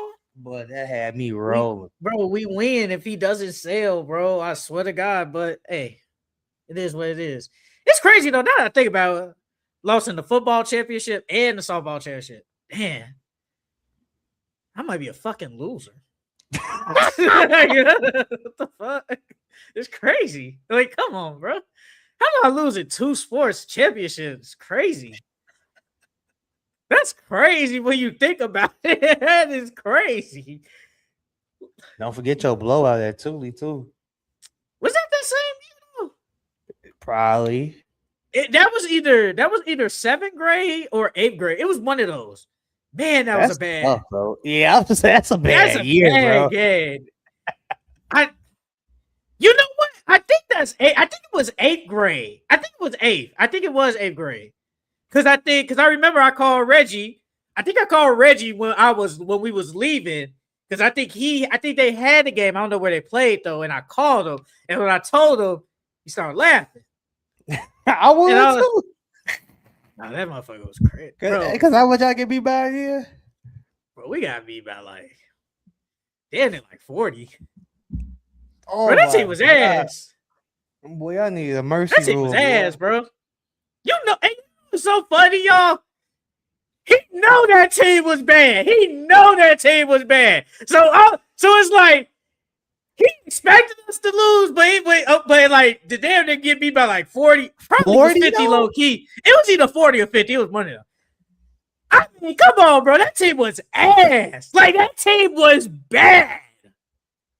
Who was it? Me, Jamal, Corey was on that team. Nicholas. Oh my God. Mitchell, I think, was there, and someone else. I think Tristan was there. I think you had Nicholas and Tristan on the same team. I think Tristan was there. I think Jamal, Corey, Mitchell, and Nicholas was there, definitely, and me, obviously. Nicholas couldn't jump over a sheet of paper if you pay him, boy. I mean, he made the team. He made the school team, though. So yeah, because he was tall. And they needed size. Yeah, I mean, they needed rebounds. He didn't even play. I don't even think he played. Hey, that team was crazy though, because what you say, man, all they had, like, obviously we're like older now, so we can kind of think of it as like how it is in the NBA. All they had was hella ball dominant niggas. That's it. That's all they had. That's literally all they had. All they had. Because like you ain't thinking about it back then, but now we're older. They had a bunch of ball dominant players. And they couldn't work as a team, Jay. They could not work as a team. You had Joseph, you had Ronald, RIP. Ahmad. Who else was on that team? Demero. Delbert was on that team, I think. Mm-hmm. Reggie was on that team. Mm-hmm. Reggie was the only one that was like a team player there. Joshua was on that team. After that, I don't know who else was on that team. Nicholas, Jake. Yeah. Jake, Nicholas, yep. Mm-hmm. Man, they should have got your boy. They should have got your boy, man. Should have got you, man. Oh. Man, they should have got your boy, man. It is what it is. I'm glad I wasn't on that team. Yeah. Why? Well, I ain't gonna lie, Loki though. Turned out. Loki though, you probably wasn't gonna play no way. Nah, I would have got some tick. You got me messed up. I would have got. You think Hawk is giving you tick? Yes, he wouldn't have had no choice. Okay. He wouldn't have had no choice. Okay. The difference is when they practice, Jake was the best big man. I really go to their practices. No, I mean I didn't either, but I mean they told me about him, so I knew. Oh, gotcha. But because they used to tell me, bro, we needed you, bro. I don't know why Hawkins picked this, the person, that person, and that person. Hey man, it is what it is. I mean, you gotta think about it though. I was the same size as all the guards, so it was like they ain't need no more guards. Shit.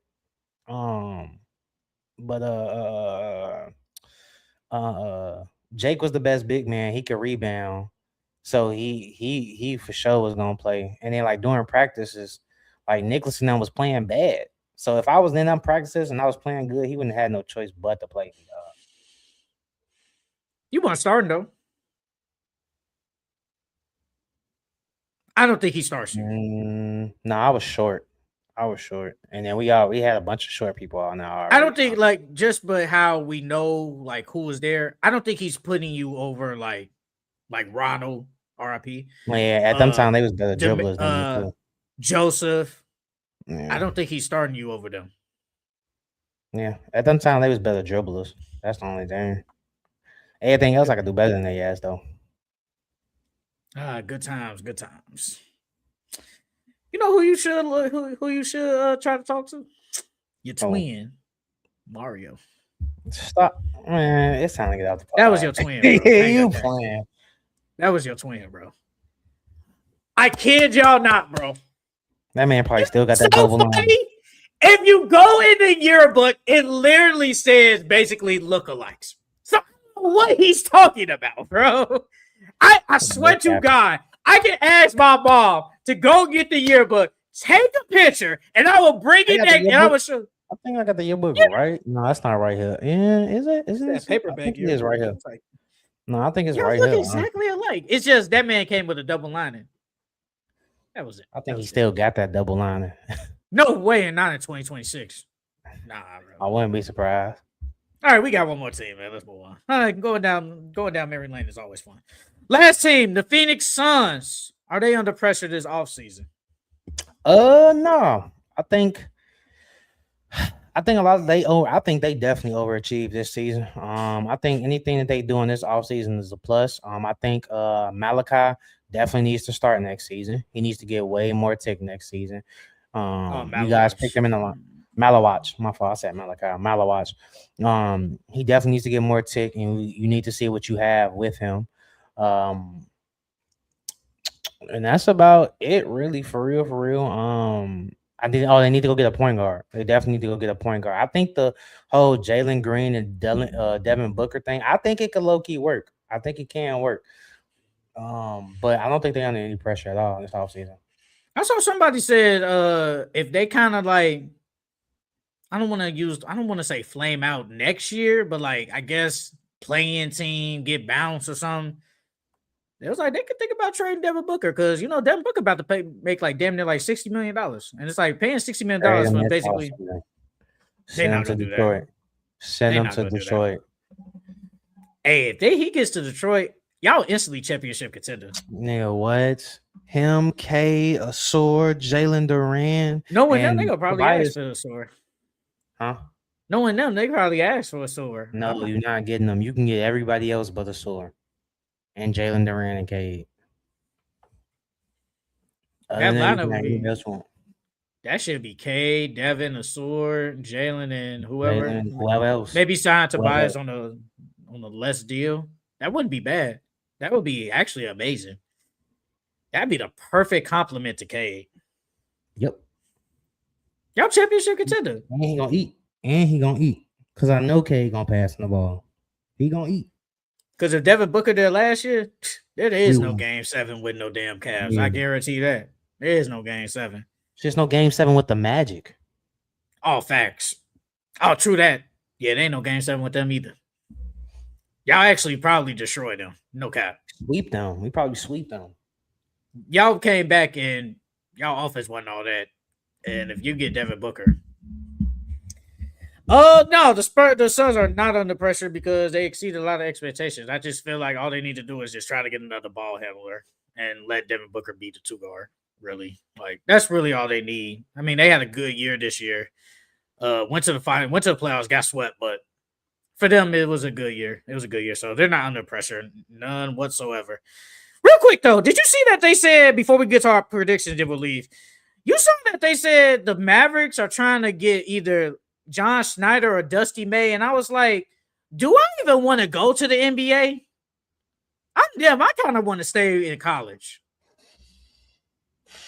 Because I feel like to an extent, especially I feel like those two, you have a lot of control over the team. Yeah, I was gonna say like it depends. It depends on what you want for your career. Because in college, you got a lot. Like you said, you got a lot to say over the team, and then on top of that, those guys on your team, they're gonna respect you more than they would in the NBA. Because in the NBA, them guys getting paid more than you. They ain't, and then on top of that, they grown men. They ain't gotta listen to you if they don't want to.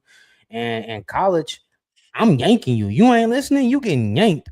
You know what I mean? So, if I was them, I would low key stay in college because, like you said, you got more control. And then as the years get on, these college coaches are getting paid bigger bags. So, Oh man, these college coaches be getting the bag, bro.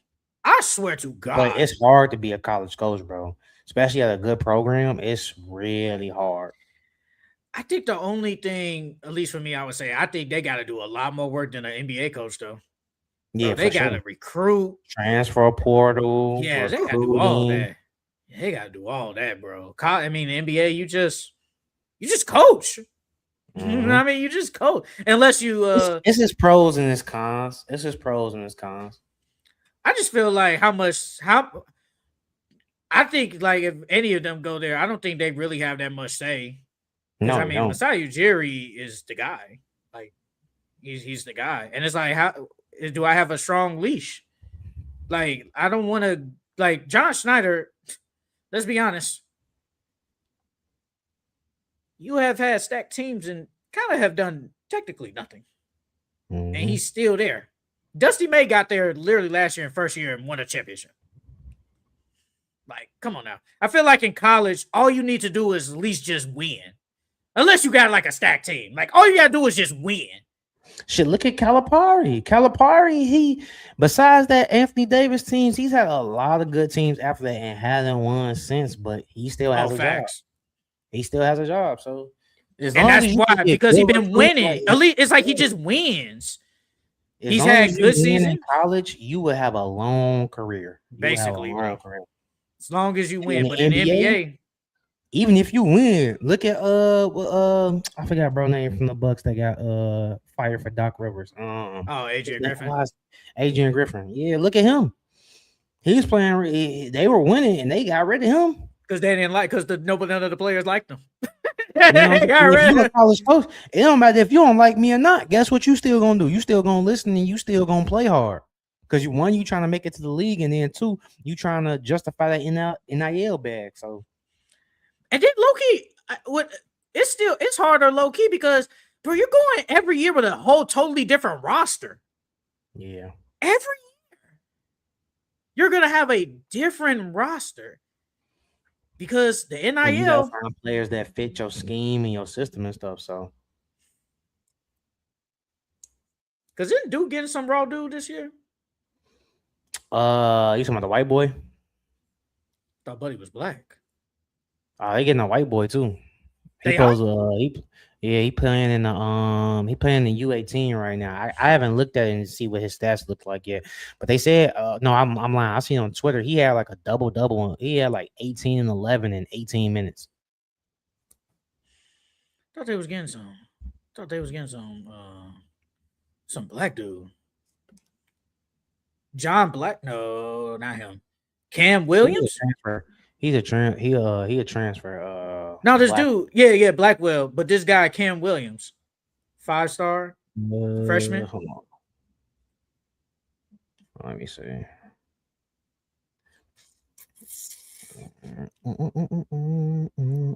And then obviously Caden Boozer coming What's his name? back. Cam Williams. Cam Williams.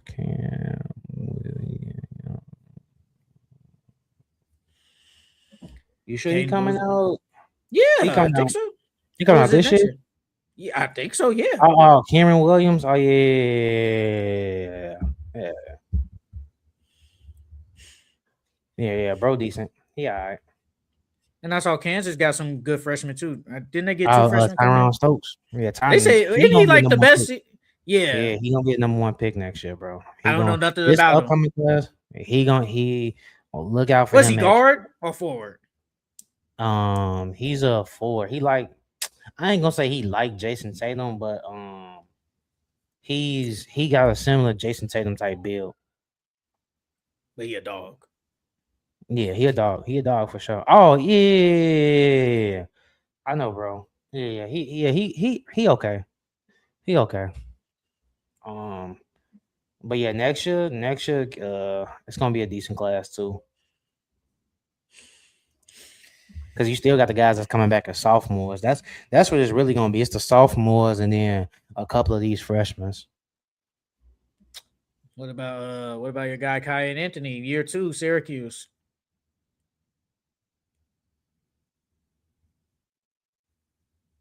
You frozen?